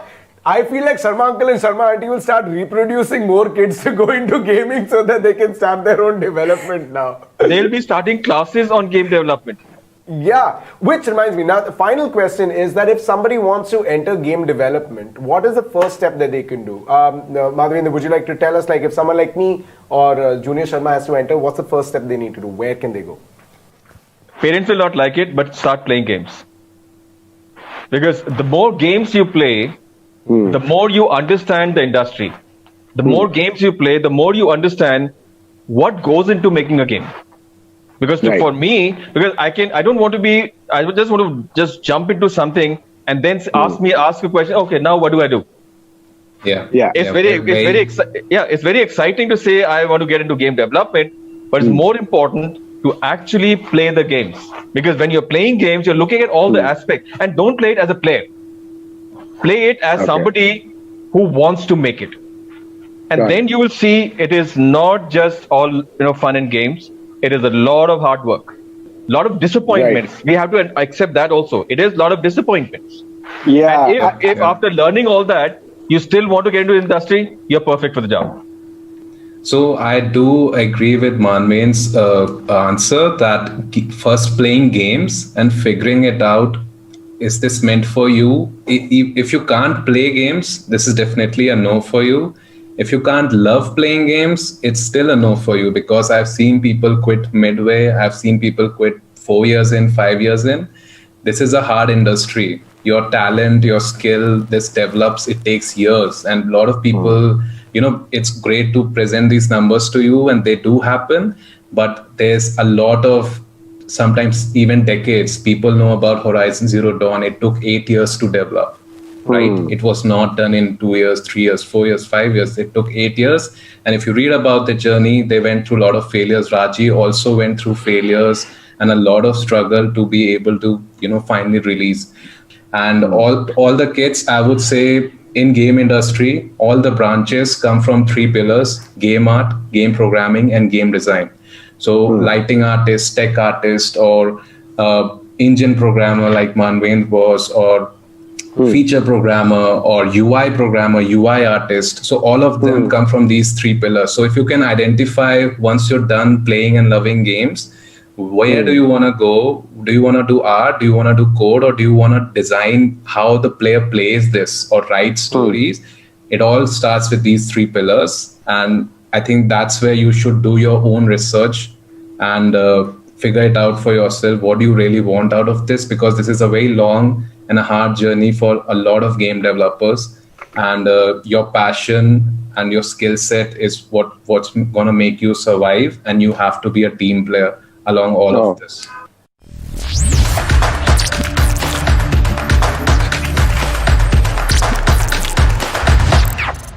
Talking about gaming and streaming, let's talk to someone who's leading the gaming content in India, someone who I know for a very long time. Give it up for Shilpa Kiswani! Hi, how are you doing? Thank you so much for joining us on such a huge screen. Thank you for having me. Yes, and for a lot of people who don't know, Shilpa has seen the advent of comedy, and now she's part of the advent of gaming. Do you see any similarities, any crossovers? So many. I think for comedians, I can talk about it in 2 parts. Like, one is for comedians, it is entertainers first. And the way I think we've seen gaming being picked up by a lot of the influencers has been because they've led from the position of entertainers first. And people are really coming in for the content that they are describing, they are commenting on. And the video is essentially the gameplay that is lending to the content creation part of it. And I think we saw a lot of this happen during the pandemic time, where a lot of folks were at home. And essentially gaming became the vehicle with which they could videofy what they were feeling, how they were being, etc. And from a gamer's point of view also, I think they have also recognized at the end of the day, in order to distinguish themselves from each other, there has to be a clear USP. Yes, good gameplay is super critical, but how do you differentiate yourself when two of you are at par in terms of your gameplay? Then it just literally goes into what are the nuances that you're going deeper into, understanding your audience, what are the conversations that you're bringing up, how relevant are you being about trends, and what really distinguishes you from each other then. So lots of cross-pollination happening. I mean, you've been witness to it with so many stand-up comedians as well as influencers taking to gaming over the last 6 months. And we've seen a lot of the gamers experimenting with lots of formats to stand out. So now, I'm going to ask this directly to Shilpa. Do you think there is a Venn diagram that exists where you can have a streamer and an esports player, and how can YouTube kind of enable that? Or is that, because there are so many people in it, do you think that's possible? I'm asking as like somebody who wants to do both. Do streaming because I'm an entertainer, and I would like Nimish to call me and say, bro, I like what you do one day. Why not? My answer to that is why not? I mean, haven't we seen folks like Mortal, who are also esports players, being successful on YouTube? I mean, there has of course been Scout also, who has been successful on YouTube. I mean, I think like Nimish said, I mean, you have to just identify how much you want to contribute to creating content and how much you want to focus on your gameplay. I'm sure if you structure yourself and have a schedule of these many hours of practice, and this is the fun part of engaging the audience. I mean, there is a very, very great opportunity to actually storify the entire team, bring in the engagement from the users who want to follow the team, so that the next time they go up on the stage, there is a super fan base that is already there, because they have seen what's going on behind the scenes. They've seen some of them play, of course, not giving away the strategy of how they are sort of navigating the gameplay and stuff. And at the end of the day, see, gaming is a skill, right? I mean, it doesn't have to be limited only to the game that they are focusing on. Today, you may be choosing to go ahead and play let's say battle royale formats as your key focus in terms of competitive sports. But when it comes to engaging with your audience, you could also be playing nostalgia games. I mean, today the market has opened up. I mean, we have seen anything that brings in conversation succeeding. We've seen the success of Fall Guys. We've seen the success of Among Us. So it's just I think we have to identify who's playing which game at the end of the day when it comes to driving the audience. You could be playing the game of being just a gaming influencer who is essentially there, who wants to be noticed, who's driving discovery and installs for newer games. You could be the key esports player whose entire USP could be around teaching and educating the aspiring gamers about what they can learn, how can they grow into the field of esports and stuff. And then the other can be just entertainers as gamers who are like, I am a gamer and I am also an entertainer, and here, come have fun with me. I mean, there are so many opportunities that you can explore as a creator as well as a gamer on YouTube. You've got like 40,000, 50,000 people watching the live stream of people playing games. That's a huge number. And that number is just projected to go up, right? Yeah, so I mean, let's look at it like this. It's the right place at the right time. When in the early years when you guys started back in 2015 and stuff, I think we were still struggling to hit that 1 million mark by a creator as such when it came to it. And then happened the wave where everyone landed up getting access to a smartphone. Everyone landed up getting access to the internet, which sort of brought in the users from the non-metro regions also on the internet, which is, I mean, it's like the right thing happening at the right time, at the right place sort of phenomena that has happened. I mean, even right now, if we look at just gaming, I think the inflection point that we saw, the first inflection point was 2018. Driven by a lot driven by the fact that everyone had a smartphone in their hand, everyone had internet in their hand, as well as a game that sort of lent well to being easy to play on the mobile handset that was there. Literally, like in 2018, we had no gamers with 1 million and above, and right now in 2019 we spoke about 24 gamers being 1 million and above, and right now that number has changed many fold. I mean, and the recent research that was done between the time frame of January to April, like 64% of the searches that are coming in for gaming content are are from non-metro regions. So I think there are a lot of factors that are in play when it comes to accessibility that are changing.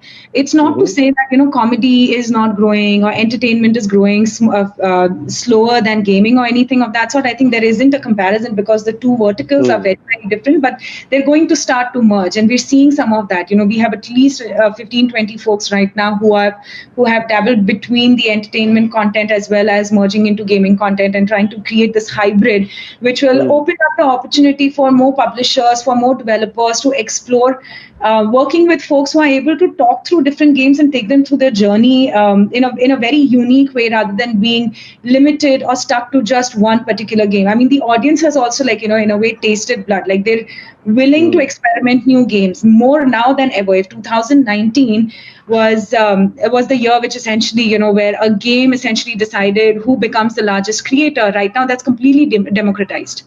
I mean, we've seen Samay and all succeed with chess, which is huge. Who thought that chess was going to be such a big phenomenon? That is true. And I can vouch for one thing before you go, is that every time I get a super chat, I'm just like, why? Yeah. You make your super chat, why you pay? You can do what I'm doing. Why are you? And then I'm like, every time I get a super chat, I'm like, all right, cool. I guess you haven't figured it out that you can do it. So let me do it till you figure it out. No, but then think about it, no, Abhish. I mean, put yourself in the shoes of somebody who is contributing. Why would you contribute? Tell me, who's your favorite creator? Currently, it's a very controversial question you've asked me. You're putting me in the spot now. My favorite YouTuber is... One of the 5. Give me one of the 5. I think I really like what Samay is doing currently because he's doubled down on what he really enjoys. So I really like Let's say you're watching Samay's stream and you've spent more than an hour watching his stream. Is there any way that you can express affection to him? Is there any way you want your name to be called out by somebody we're looking up to, we're getting inspired by, we're really enjoying? I mean, it just takes a little contribution to feel like I'm part of the community. I am being noticed by the creator who I am contributing to. It's really just... showing love to the creator. It's not about asking for money or saying, why are you paying? I mean, it's just it's showing gratitude. Yeah, it is amazing, especially with a membership model. You feel like you're part of a community that you're not part of. It's like getting a exclusive merchandise that only you have. Yeah. Yes. So I think with gaming and with streaming, it kind of enables an entire community to be built. And that's what basically we're trying to say, is that if you start gaming in especially the way that you do, and if you start doing it, there are enough people out there who are going to come follow up and who are going to probably say, you know what, I want to be part of this community. I like what you do. I like what you stand for. And here's me supporting your cause. On that note, thank you so much, Shilpa, for joining us. Thank you so much, Avichal. And thank you so much, Manvendra, for joining us on this huge screen.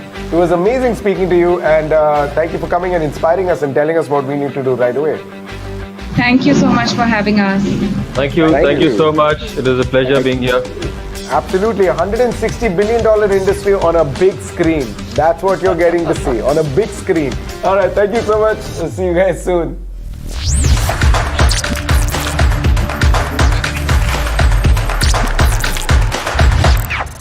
All right.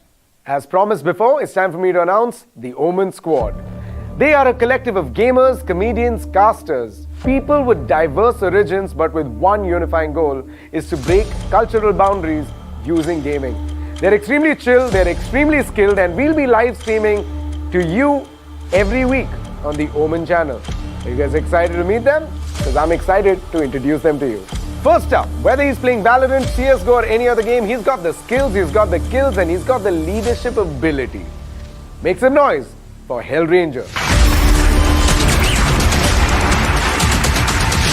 We've got a professional live streamer and a caster. Whether she's playing horror or a first-person shooter, she's lively, she's funny, and she's gonna leave you in splits. Give it all you got for Manas Vivi. He's a hype master himself, man of many talents. The knowledge he has about gaming is undeniable. Make some noise for none other than Ocean Sharma. The fourth member of the OMEN Squad is none other than me.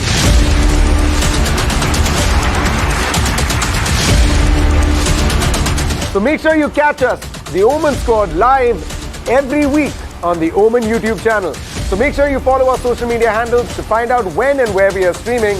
And for more special announcements, let's give it up for Mr. Vikram Bedi.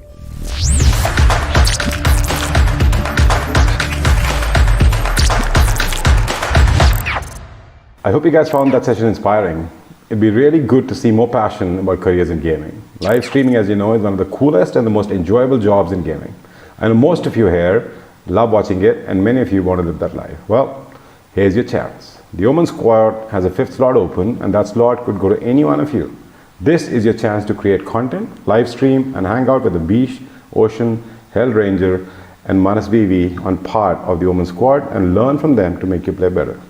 We'll be announcing more details on how to play. Do follow us on Omen India to know more.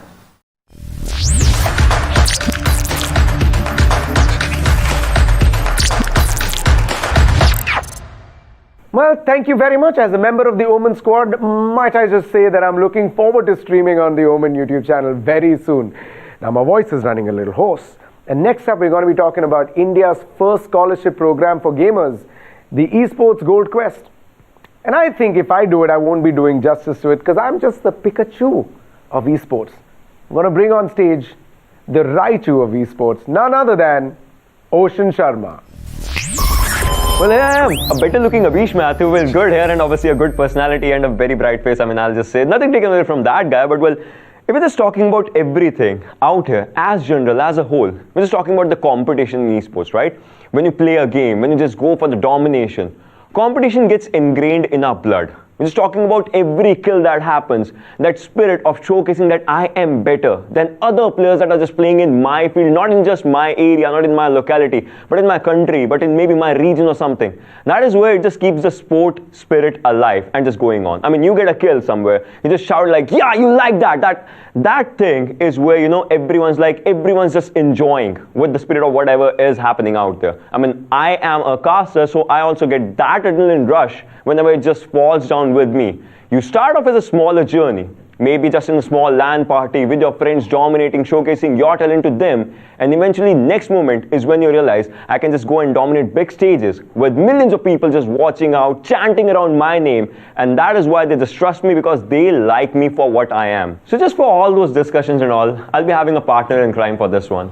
Allow me to introduce for this section a very well-known esports guru just right out with me. It's going to be Mr. Akshat Rathi. So welcome out here. Hey Ocean, how are you doing? How are you doing? That's my question, because obviously I am super energetic with everything that's going on right now. You've always, I think you have a sugar pill in you. But esports is doing well, right? I think esports is somehow India's got its own groove, its own mojo for esports going. But it's just started, right? So, and you've been part of this journey. So tell me how you've actually looked at it and how this has grown. I would say, just like you said, it's grooving, right? So that baby step dance is what we are looking right now. But for me, I would say, yeah, it will grow. It'll be a teenager and then it will bloom properly as it, you know, as the bud is slowly and steadily growing up. But then I want to ask you as well, when did you and Gotham meet? Like, what happened when StarCraft was obviously the game that you said you started off with everything? But what was the reason behind like everything, like NODWIN? From Lord Nod, NODWIN just came in. So all that thing, yeah. So I used to play, there's a game called Command and Conquer. I wanted to go and play that really well, and I used to play a race in there called Nod, and I used to play really well. And that's where I started my gaming life from. I used to go ahead and love that game forever. Gotham and I met online, literally on a place called Team Liquid. It was the place where everyone hung out around StarCraft. He was coming in from Canada. I was living in India. He wanted a sparring partner. We just hit it off. And the first thing we ever did together was not esports and gaming. We actually did a food venture between us together. And while the food venture was eventually stopped, I think I'm glad we met, and I'm glad we did what we did, because that's where NODWIN was born and that's where esports is from. I mean, that's really good, right? That's where it started. That was your opportunity to just grab in. But then in today's times, as we just talk about this one, where do you think opportunities lie today? Because now it's obviously ever increasing, it's ever growing. But then where do you see, if a person wants to start it today, like where should he see his first opportunity or something? So everything around esports, right? A lot of people ask me that question, how do I get into esports? I often give the analogy that you don't want to go ahead and do esports around just going and playing games. Esports is not about playing games. You've casted enough PUBG Mobile, you've casted another tournaments which is there. It's about being an athlete, right? And it's about skills. It's fundamentally about skills. It is not about practice. You practice to get your skills better. You don't practice to go ahead and build gameplay better, right? Match awareness is something you build after you've built skill awareness. So what you really want to be doing is honing on your skills, your reaction times, your attention spans, your map awareness, your gun, your holding, your attention, like all the things that great athletes. Like if you ask a cricketer, it's about and it's a batsman, it's about bat lift, it's about stroke, it's about timing. If it's a bowler, it's about wrist position, which is there. And then you want to practice that a lot, right? Not in match situations. First, you want to just practice so your skills are great. Now let's go a bit back. Just like you said, you started NODWIN out there. At that time, obviously, there won't be that big of an esports scene as it is right now. So where did this explosion happen? Like, who dropped the first bomb for this explosion? Like, what do you think? I don't think it was we all like to go ahead and look at explosions. One of my favorite quotes from Messi has been, it only took me 18 years to be an overnight success. You do little things and you keep on doing them well. You support the community, you go ahead and build the grassroots, you build a community, you build casters, you go ahead and have great analysts, you go ahead and build a great broadcast experience. You want to go ahead and be world class. Indians want world class, right? You don't want to be a Sasta tournament which is there. If we see the TI, if we see majors, if we see world class productions from ESL and DreamHack and Blast and everyone, you want to be as good as them. You want that experience both for the fans in the stadium, you want it for the teams who are coming down, you want it for the broadcasters and the talent. And while we didn't have a lot of money which is there, it was this continuous process of just working hard over 6 years to go ahead and do this. So this bomb that fell, it just took about 6 years to go ahead and make. So we had a lot of good conversations, right? But then the conversation does not go because night is still young, as you talk about this one. So there are a lot of good people that we have to still introduce and have to conversate with. So one of them is going to be South Asian Pro Evolution Soccer champion. And I want to introduce Ankur Devakar. So Ankur, how are you feeling out in this one? As amazing as you are. My amazingness is off the roof if I have to just talk about Same here, match me there. Well, if you're matching me out, I have a question for you to match it up with the vibe, right? Yeah. Where did the journey just start for you with the gaming scenario? So it's more of an old school story. It started in 2002. So I used to go at my dad's office to play video games if I scored a distinction, which I scored eventually. As a 10-year-old, it's easier. So so that was the time when I was introduced to a game. So there was a guy who used to come at my dad's office to install a few games. And my dad had told him that, install a few games because he's about to raid the computer. So the FIFA World Cup was going on back then. FIFA 2002 World Cup was going on back then. So I happened to click on FIFA 2002. So I actually loved the game because the only football I played was in Sega. So that was a 2D kind of a thing. And this was very exciting for me as a kid. So I was loving the whole vibe of it, to be honest, and I was scoring goals left, right, and center. And so I had a huge rep in my, I hyped it up to my friends as well, that I score like 5 to 6 goals in a match. And there's a funny twist to it as well. So cut to next year. So I purposely called that guy. Like now there's a new game out there, FIFA 2003. So I want that game because I'm good at it. So he happened to come and he said that, you can go ahead and map your controls. And I took a pause and I was like, okay, might be a new feature. So I went ahead, mapped the whole controls, and I found that I was so terrible at it. And I was like, how is this possible? Let me go back to FIFA 2002. I went back and I saw that I was not even playing that game. The controls was in the middle. Not on the left, not on the right. So basically it was the AI who was playing and I was just smashing buttons. So that was my noob story. But eventually that got out the best out of me because I had to wrap it up with my friends. So I actually learned the game and went ahead and, that's how the competitive spirit started at the age of 10. Well, we are similar at one place, and that is I also smash buttons, but the AI never makes me learn, right? So I'm not learning any time, but still. Well, the pinnacle of gaming is esports, and the pinnacle of esports is big tournaments, massive tournaments, where these people have already, showcased their talents. But then there are other people as well who actually, run down those tournaments. They become the backbone of that tournament, and they showcase what they have to offer when it comes down to the best of gaming. I mean, we're talking about ESL, and if we're talking about ESL, then there's none other than Ulrich Schulz, who has had the massive experience of showcasing what it's like to be at the best of the best stages. I mean, let's just welcome that pen, right? I mean, we're talking about the best people. There he is. Thank you. It's a bit earlier here than it is for you, but excited to be here. How was your journey of esports, and like, where are you right now? How did that transition happen? Yeah, it started about 20 years ago, I would say. We'd always had PCs at home. My father worked in IT, so always played games to some extent. And then in 1999, a friend of mine, he discovered this beta version of a game called Counter-Strike that was a Half-Life mod at that time. And we found that very exciting. So we started playing it, and then it was around the time when LAN parties started happening. So we took our PCs and took them to a location for a weekend, and then we didn't sleep and played Counter-Strike all day. So that's how it started. And I think the most amazing thing to me is that we're 20 years later, and that game is still top of the list in terms of esports titles. I mean, that's totally true, right? I mean, Akshat, you have met Ulrich for sure, and like you have worked together as well. So how has that journey been? I want to ask like both of you if you guys can, like, right? No. So when I was there and we got ESL to come down to India to go ahead and do ESL 1 in Mumbai, I think Uli was down here. He had let me ask him. Uli, how was your time in India? It was really exciting. It was last year. Obviously heard a lot of things before, and then we'd been talking about an event for a long time. So then it finally happened. We got to Mumbai.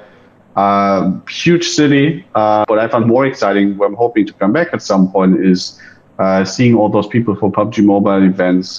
So something that the mobile title can drive thousands of people in an arena. We don't really have that here, so I'm looking forward to coming back at some point to see that in person.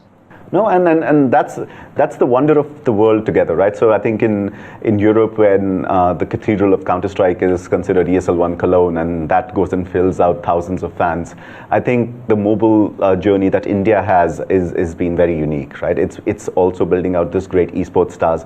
I know someone like a Hellranger, you started off with Counter-Strike in our Zero to Hero stack in our national championships, but you've been playing that and you've been playing Valorant. What are the big things that matter to you as an esports athlete, right? What is really important for you? Well, I think getting the opportunities at the consistent level was something that was really hard back in the day. But when NODWIN and ESL, you guys brought in consistent events throughout the year, and we had consistent events to play, right? We had something to fight for at a consistent level. I think that is something that was missing back in the day. And that is something I think which is very important for players nowadays, because when you start young, right, when you start as a player, when you start your journey, and if you don't see these events where you can reach the top, you'll never be able to, figure out a roadmap. So now having starter cups, to moving into challenges, to moving to masters, going through this journey as a player is very important, because it helps you build as a player, and also at the same time you can see an opportunity that, okay, I can make something out of this, and this is something I can do throughout the year. So I think having that and reaching to the top and representing India as well on the world stage is something that is the biggest thing that is available for me.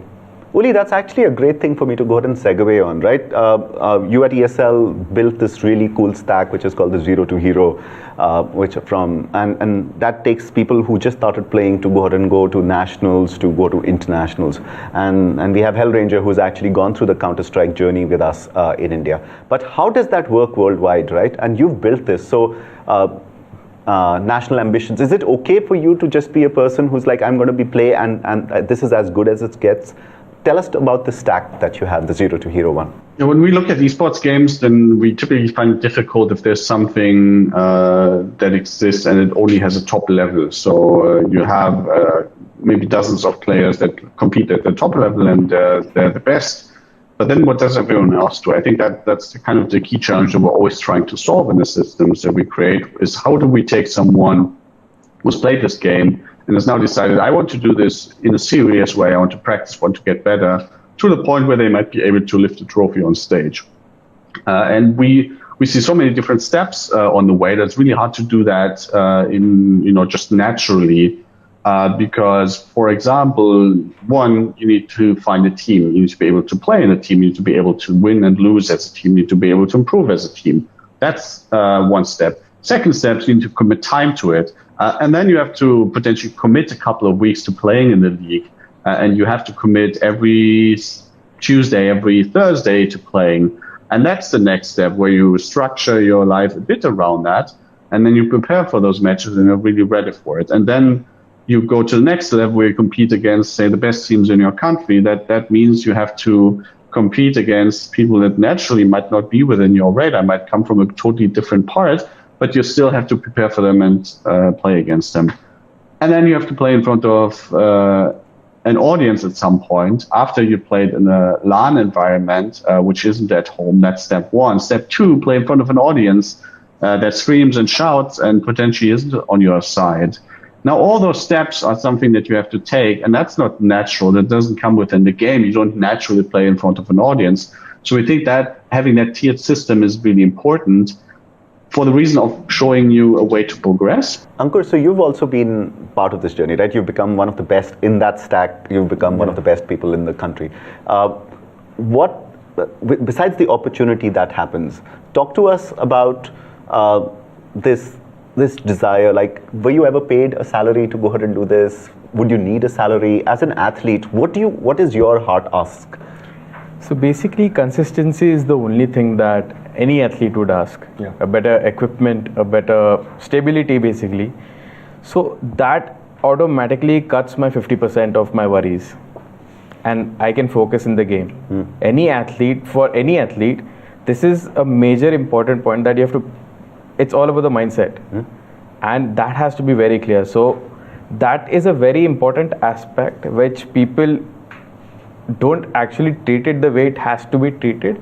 But it's good that now we are bringing this up, and now that the players are going through it. So coming back to your question, what do I actually want is basically someone to take care of everything that I'm not interested in and let me focus in my game. I'd like to add to what Ankur said, right? As Ulrich said, right?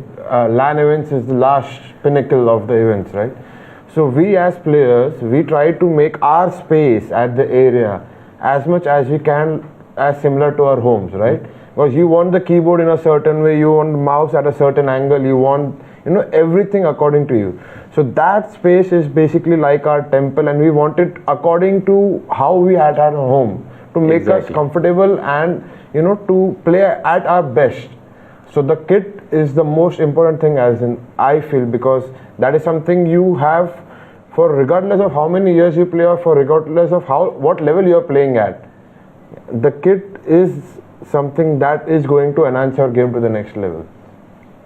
Ocean, I'll just bring you into this also. You've actually been, as Ulrich was talking about PUBG Mobile, you've casted this in the Tyagraj Stadium, and where everyone has been screaming and shouting, which is there.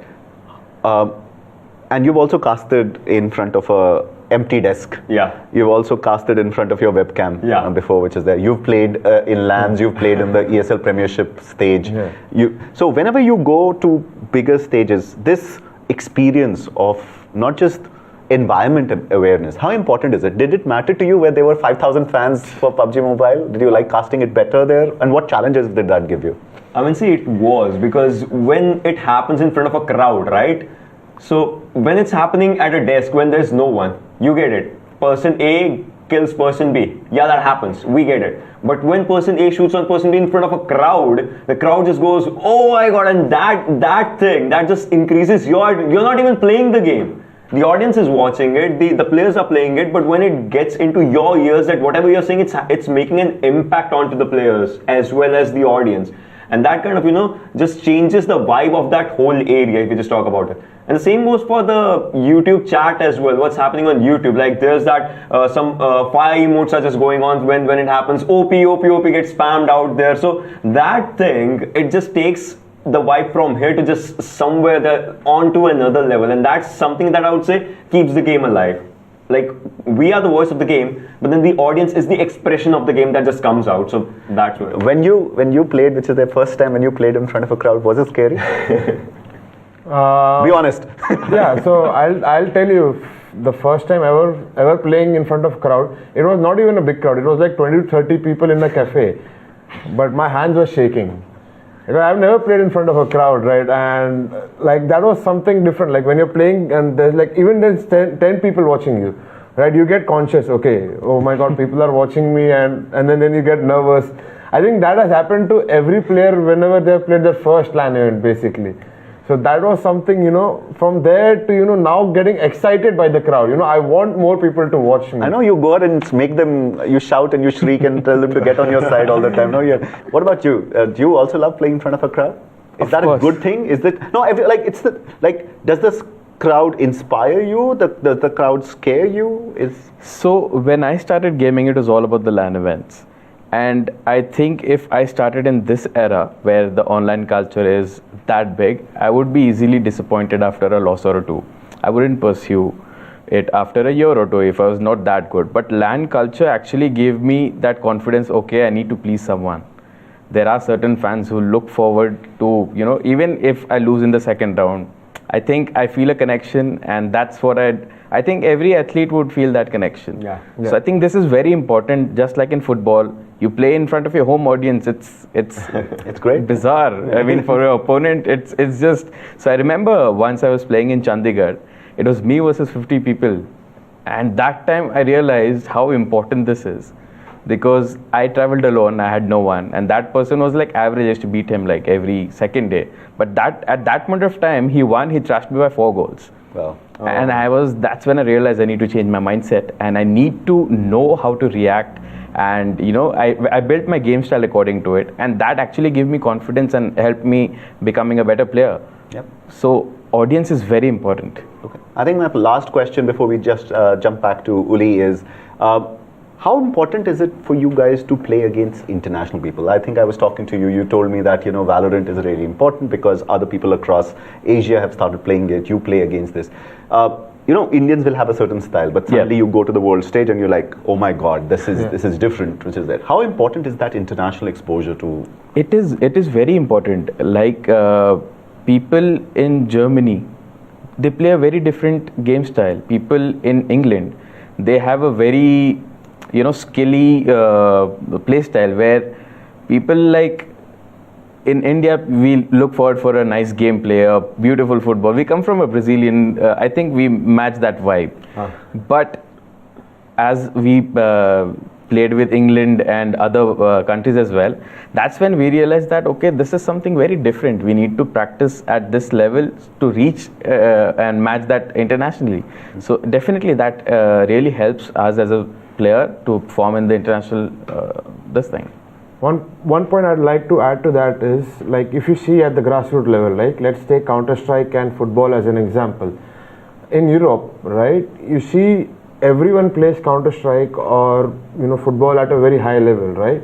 And that is because they all keep playing against each other, and even at the grassroots, right, the way they are taught to play the game or the way the game is supposed to be played is at a high level. Because if you keep playing against players who are playing at a high level, you will keep improving basically. You get that point where, okay, I need to be better, I need to be better, I need to be better, right? And those consistent opportunities and those great understanding of the game at the grassroots level, or the great thought process behind the game at the grassroots level, is something which is really important. Got it. And Uli, just on that, saying, everyone wants to go ahead and level up and play against other people, while we'll have the ESL1 circuit, which is a team circuit. I think national federations are getting involved fairly actively, and I know you're involved with the German Federation. Can you tell us a little more about that? Can you tell us that how can countries get behind going and supporting esports?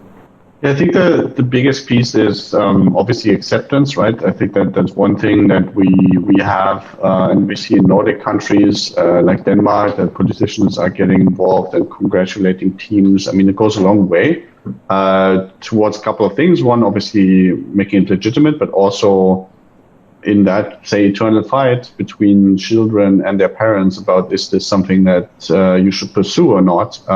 That is something that's really important. To just make sure that this is a legitimate sport, just like any other sport if you do too much of it. So that's one thing.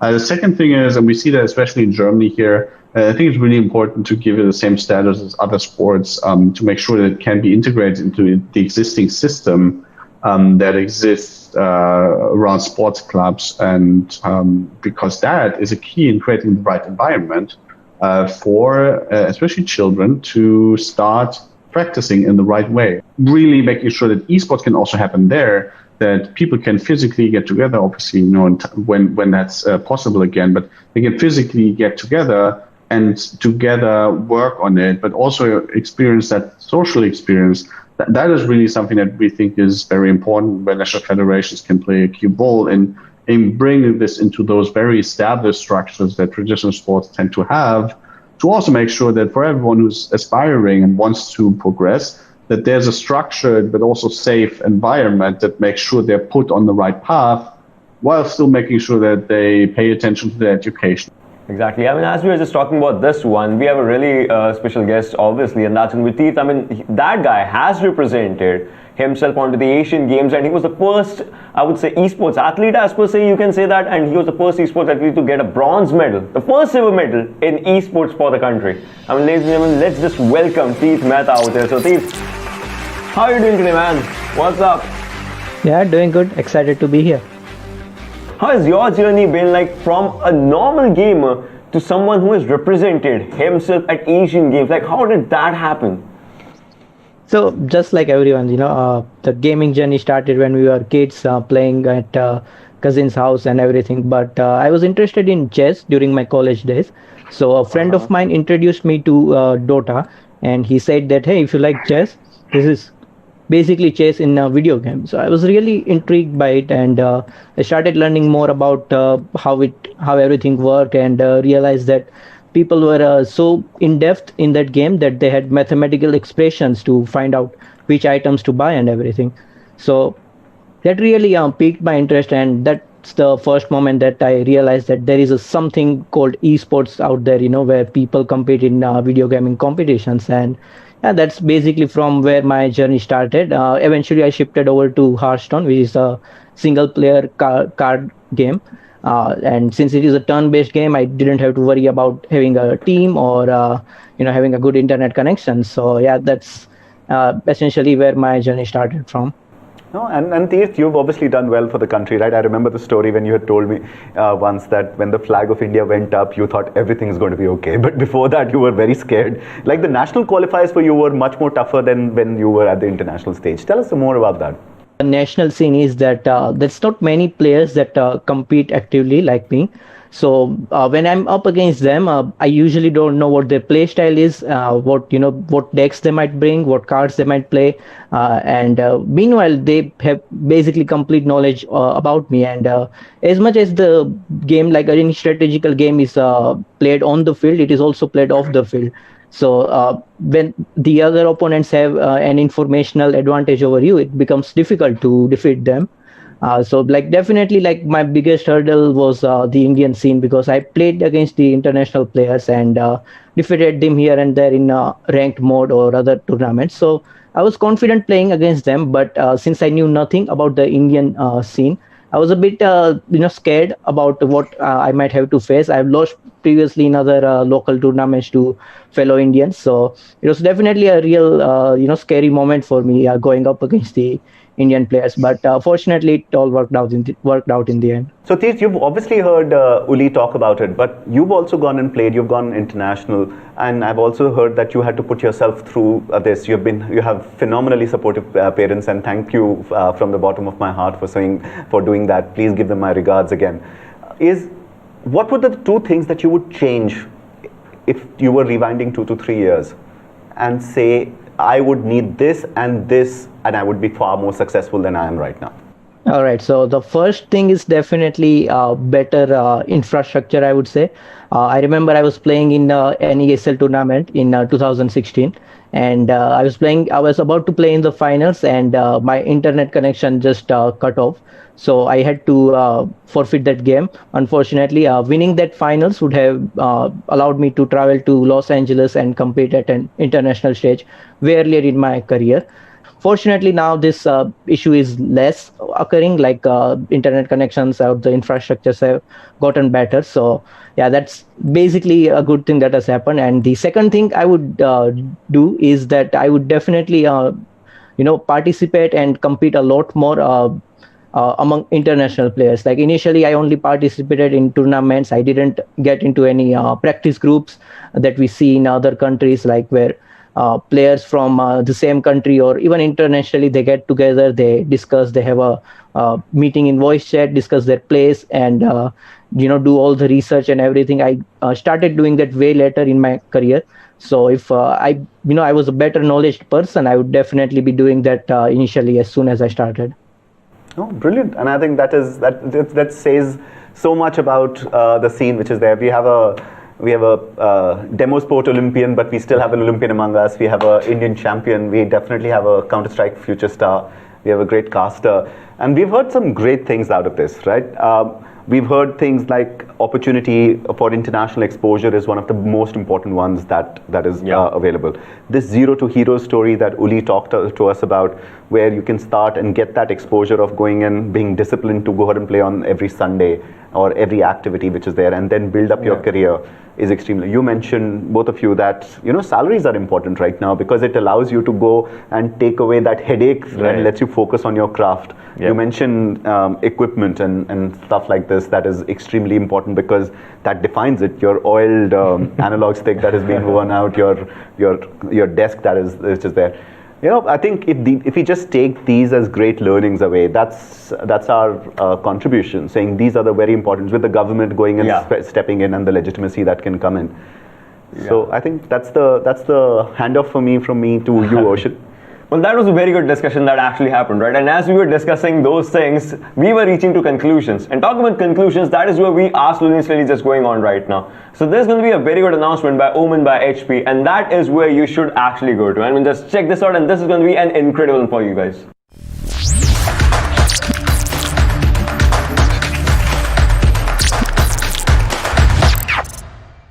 Gaming and eSports are among the fastest growing competitive pursuits in India and globally. It is a stage on which Indian talent has the potential to compete with the globe. As market leaders, we are working towards making the gaming ecosystem more inclusive for everyone and providing a launchpad for budding esports talent in the country.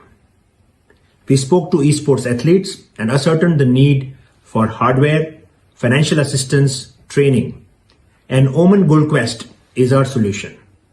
As part of the OMEN community program and in line with our philosophy of play to progress, we are glad to announce India's first full-year esports scholarship program in 2021, eSports Gold Quest for 3 people. We will be announcing the process for selection and inviting entries from February 2021, and you can nominate yourself. Best of luck to you in this journey. Stay tuned for details.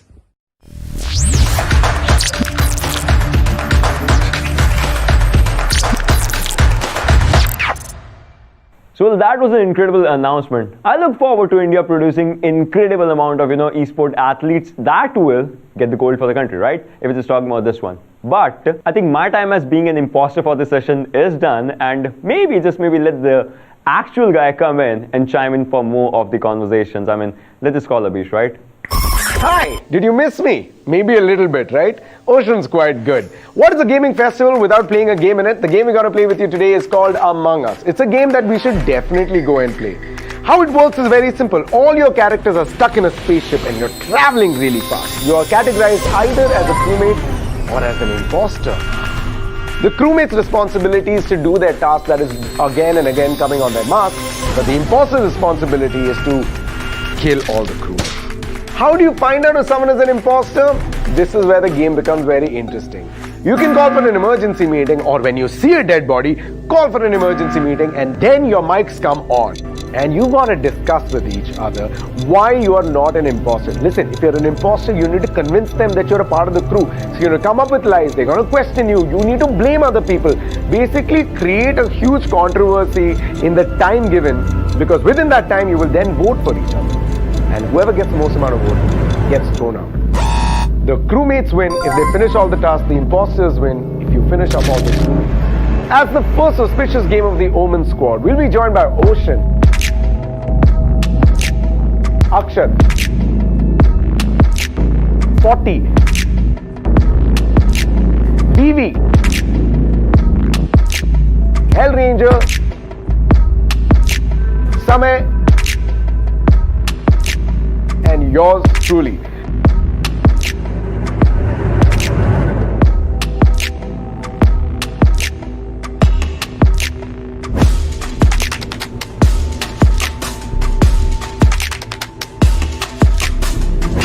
So check out this fun gameplay.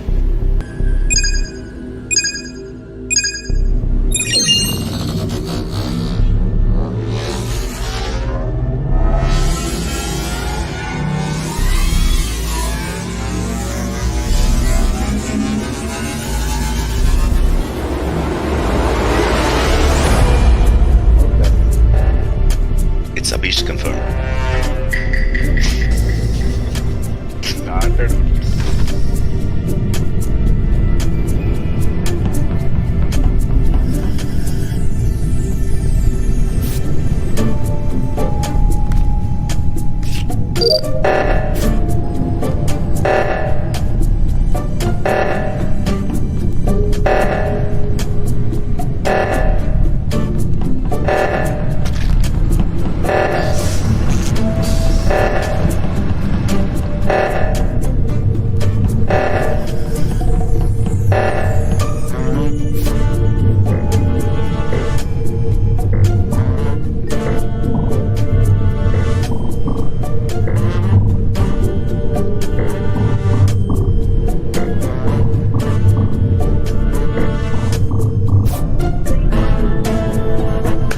Guys, I have a theory. Yeah. I have a theory. So I found 40's body, and then I found very nicely standing in front of the reactor doing nothing. Though I had to switch it off with somebody else who had come in. So Ocean, it's possible that he went killed and वहाँ के खड़ा हो गया कि देख game बंद हो गई होती। So ओशन होता तो लोग ओशन क्या कर रहा था मैं बताता हूँ ओशन क्या कर रहा था। ओशन एक बहुत लंबा वाला टास्क कर रहा है जिसके अंदर आपको एक दबा के एक बार वो करना होता है, दो दबा लाइक दो अलग अलग पैटर्न्स आते हैं, इसमें 5 बार पैटर्न्स आते हैं। ओशन वो टास्क कर रहा था। I think it's अक्षत। ठीक है, I'll tell you why. Because जब हम लोग एडमिन टास्क में थे ना, एडमिन रूम में स्वाइप कार्ड किए, ठीक है, जैसे ही मैं और मेरे पीछे वाला एक और बंदा निकला, 40 and Akshat were left in the admin task. हम लोग आगे निकले, मैं निकला था। इंस्टेंटली रिएक्टर का ये चालू हो गया। ठीक है, क्या बोलते हैं, रिएक्टर का मेल्टडाउन चालू हो गया। हाँ, काउंटडाउन चालू हो गया। एंड देन हम लोग सब तो दिखे वहाँ पे। I saw Akshat coming in the last reactor के अंदर, एंड देन फिर बाद में डेड बॉडी मिली। Let's vote Akshat. मैं बोलूं, do you have something to say? मैं जब वहाँ पे रिएक्टर रूम से जैसे सबसे पहले रिएक्टर रूम में पहुंचा, मैं ऊपर, आप लोग गए, मैं नीचे, मैंने जाके कोड डाला, मैंने जाके उसके अंदर क्लोज किया। सेकंड कोड डालना ही नहीं था उसमें, तो वो हाथ I am voting What has happened? Why there was no code? What? अरे रिएक्टर में कोड तो नहीं होता है।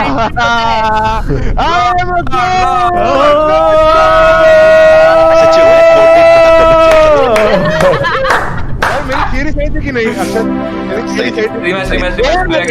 Let's go. I think Akshat, just that one extra detail you gave, no, that's what gave it away.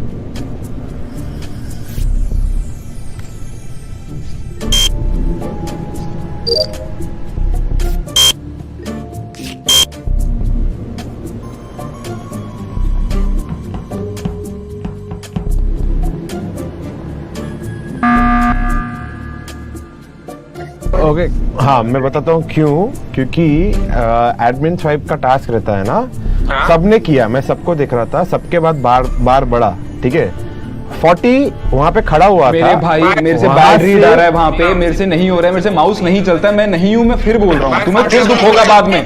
और मैंने तेरे को देखा, मेरे को देखते हुए, मैंने तेरे को देखा, मैं नहीं हूँ, मैं नहीं। और पता है ये हेल रेंजर है, ये हेल, क्योंकि सुनो ओशन, मैं वहाँ पे मैं ये बोल रहा हूँ मैं नहीं हूँ। ओशन वहाँ जब हम उसमें थे, समय और मैं उस रूम में गए थे, समय रेड है और मैं इलेक्ट्रिकल्स कर रहे थे, और सडनली इमरजेंसी मीटिंग से 1 सेकंड पहले ओशन वहाँ पे अपीयर हुआ है, मुझे लगा उसने वेंट किया है। अरे नहीं, मैं पूरा चल के सी आई टेल यू, मेरे टास्क मैं बताता हूँ, my task is from electrical divert the power to O2, तो मैं पहले सीधा उसके अंदर घुसा हूँ, एंड उसके बाद मैंने पहला टास्क 1/2 कंप्लीट किया, 2/2 करने के लिए मैं वापस पीछे आ रहा था, उस time meeting I, I was not like how can I went man. ये हेल रेंजर है भाई, वाह क्यों सही उसने है। मेरा नाम लिया? कर लो, अगर मुझे वोट करना है कर लो। मैं कर दिया ब्रो, इस बार स्किप करते हैं यार, इस बार स्किप करते हैं, कोई डेड बॉडी नहीं आई यार। डेड बॉडी के ऊपर थोड़ी होता है भाई, मैं बता, ठीक है। हेल रेंजर है भाई, you might kill us, you मेरा नाम लेके तूने मेरे को हेल उसने नहीं करा होगा। मैं fuck you, I hate this, मैं घर जा रहा हूँ भाई, मेरा उल्वा करो। तो देख ले किसने किसने वोट किया तुझे, ठीक है? देख लिया मैंने, देख लिया भाई ओ बच गया 40।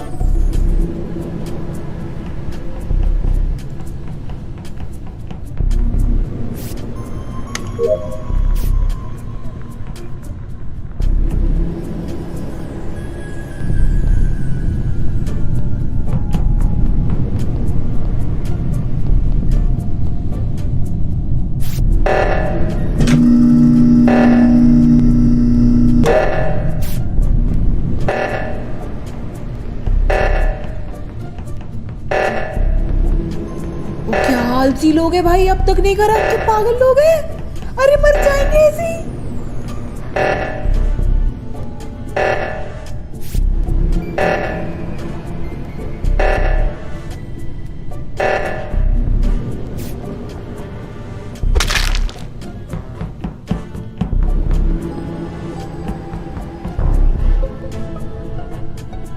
मेरे सामने अविश ने मारा यार, मेरे सामने मारा है अविश ने ओशन को, खून करा है अविश ने। अविश ही है क्या बेशर्मी से मारा है अविश ने। आई एग्री अविश मैन एकदम धीरे धीरे पास आके छुरा मार के चला गया भाई। Guys, can't even defend yourself now. I can't because I saw Samay looking at it and I ran after you to kill you. Solo मार के मेरे पीछे भाग रहा है। अभी भी 40 still Connors and Hell Ranger था, I don't care। भाई मेरे को अभी भी लग रहा है कि 40 था यार। This was terrible, this was terrible, this was terrible, this was the worst।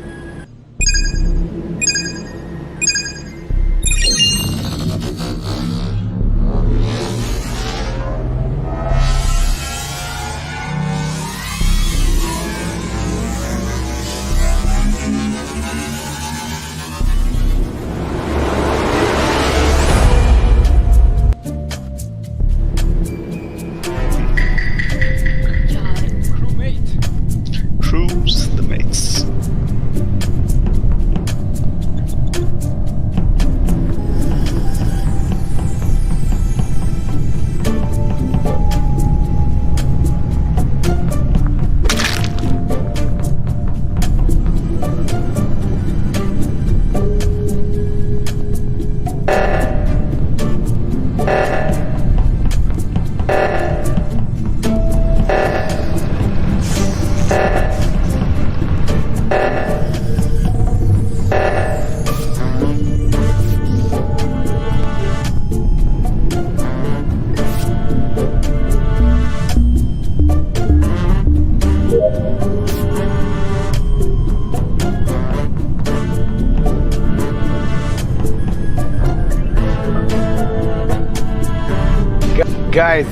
Guys, hold on. I have a question. Yeah. 40, why didn't you report a dead body? मेरे को पता नहीं, मैं उस पर डबल क्लिक कर रहा था कैसे करते हैं, मेरे को आता नहीं। मेरे साथ भी यही हुआ था। 40 was with me by the way, so I don't think it is 40. Okay, so I think it's Samay. I am Okay. very such on Samay because One second. Where was reactor the body meltdown. found? Body was found right above. यार नीचे वाला क्या होता है? O2 होता है, security होता है, shields होता है, क्या होता है नीचे? 40 कहाँ थे हम?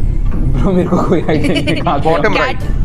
कम्युनिकेशंस होता है। एक second, I have one question to Ocean. Ocean, जब तेरे साथ समय आया वो रूम में, did he do any task? या ही वाज स्वाइपिंग बिकॉज मेरे को नहीं पता कि टास्क किसी और ने कहीं किया है कुछ, बिकॉज मैं एडमिन का वो चेक कर रहा था एंड आई डोंट नो उसे स्वाइप करके वो ग्रीन बार हल्का सा बड़ा था but he did not move after that. Head stand मार दूंगा यहाँ पे अभी 10 सेकंड के लिए। भाई ये क्या होता है? 40 वाली हरकत मत कर। ये तो डरावनी हो गई। समय is sauce because reactor meltdown हो रहा था और तभी ये इंसान रिएक्टर की तरफ जाने के जगह पे ये मिडवे चले गया। नहीं me and one person who was reactor का टास्क। नहीं एक सेकंड, रिएक्टर का टास्क किसने किया था? आई रिमेंबर वीवी आई थी, मैं और कोई कर रहे थे रिएक्टर। मैं और ऊपर कर रहे थे। हम ये कर रहे थे ओशन पर। हाँ हम लोगों ने किया था। उस समय लिटरली हमें कैसे नहीं दिखा वो लाल कलर का? मैं हूँ स्टैंड मारूंगा 30 सेकंड के लिए। सीधा वोट करता है। ओके समय क्योंकि वो अभी तक इंपोस्टर नहीं बना है। I am telling you I am not because I did a swipe का task with Ocean was there, he was near the admin, वो एडमिन में देख रहा था, मैंने स्वाइप किया, मैं बाहर निकला। समय you can very well fake.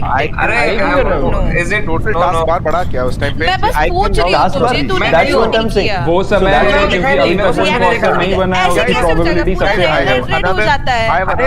Nobody is listening to nobody. I have another point to add. Lok Sabha. I'm also 40 has voted and he was near the body when I discovered it. It's a vote back. It's a मैं अभीश को vote करना चाहता हूँ। It's not me. Guys 10 second vote करना है, क्या करना है? मेरे साथ हो रहा है, मैं बोल रहा हूँ ये इसलिए क्योंकि मैं हरियाणा में रहता हूँ, मेरे को मालूम है। You all hate me man. You all Mumbai people hate me. I know that.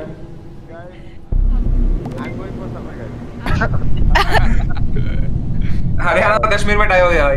Oh my God, Haryana. I forgot to vote, जिसकी वजह से ये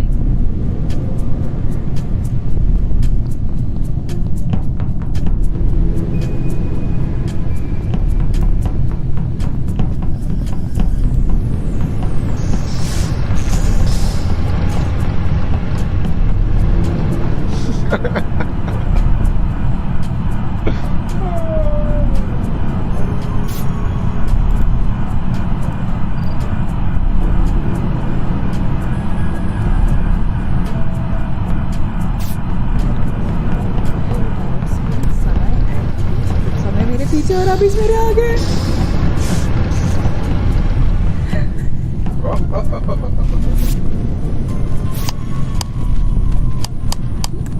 कैंप के सामने खड़ी रहूंगी यहाँ पे, देखो। I'm scared of समय।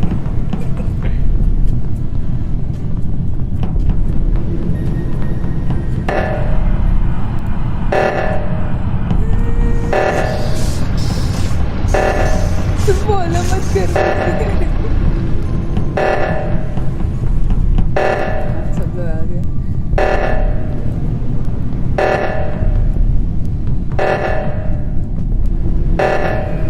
उस वाले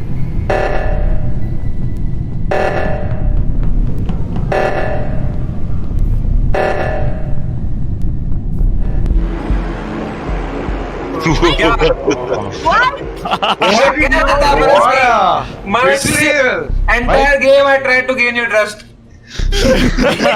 तू मेरी जान जा रही थी। I was like 40 छोड़ मत मुझे, 40 छोड़ने के समय मेरा पीछा कर। मैं पूरा ट्रस्ट तेरे साथ था कि मैं नहीं हूँ। What's up guys? ओशन इतना बड़ा बेशरम था ना, वो मुझे सिक्योरिटी कैमरा में ही मार देता अगर अभीश वहां नहीं होता तो। अभीश वहां मैं करने वाला था, बट पता क्या किया? देखा? मैं बताता हूँ। मैं सिक्योरिटी वाले रूम में सबसे नीचे का W दबा के रखा और उसके साथ मैंने सैबोटाज किया। अदरवाइज अगर मैं रुक जाता एक जगह सैबोटाज करते हुए तो मैं इजीली वहां पे पकड़ा जाता। लेकिन आप तुम सारे के सारे मतलब निंजा हो ना, 5 लोग एक ऑक्सीजन ठीक कर रहे हैं, दूसरा ऑक्सीजन कोई ठीक नहीं करेगा। Congratulations to the winner, none other than Ocean Sharma. I mean, what do you expect from someone जो हर दिन casting करता है? He knows how to manipulate us within the game while looking innocent. Ocean, well done. But I shall be playing another one with you very soon. So.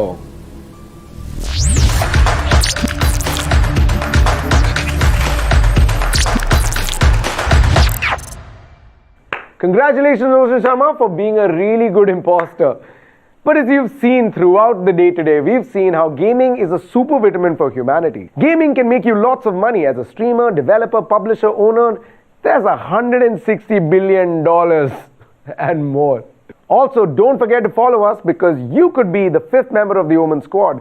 You could also get your hands on the Omen Crib for an ultimate gaming pad or get yourself a scholarship with eSports Gold Quest. It's a great time to be a gamer and it's an incredible time to be in gaming.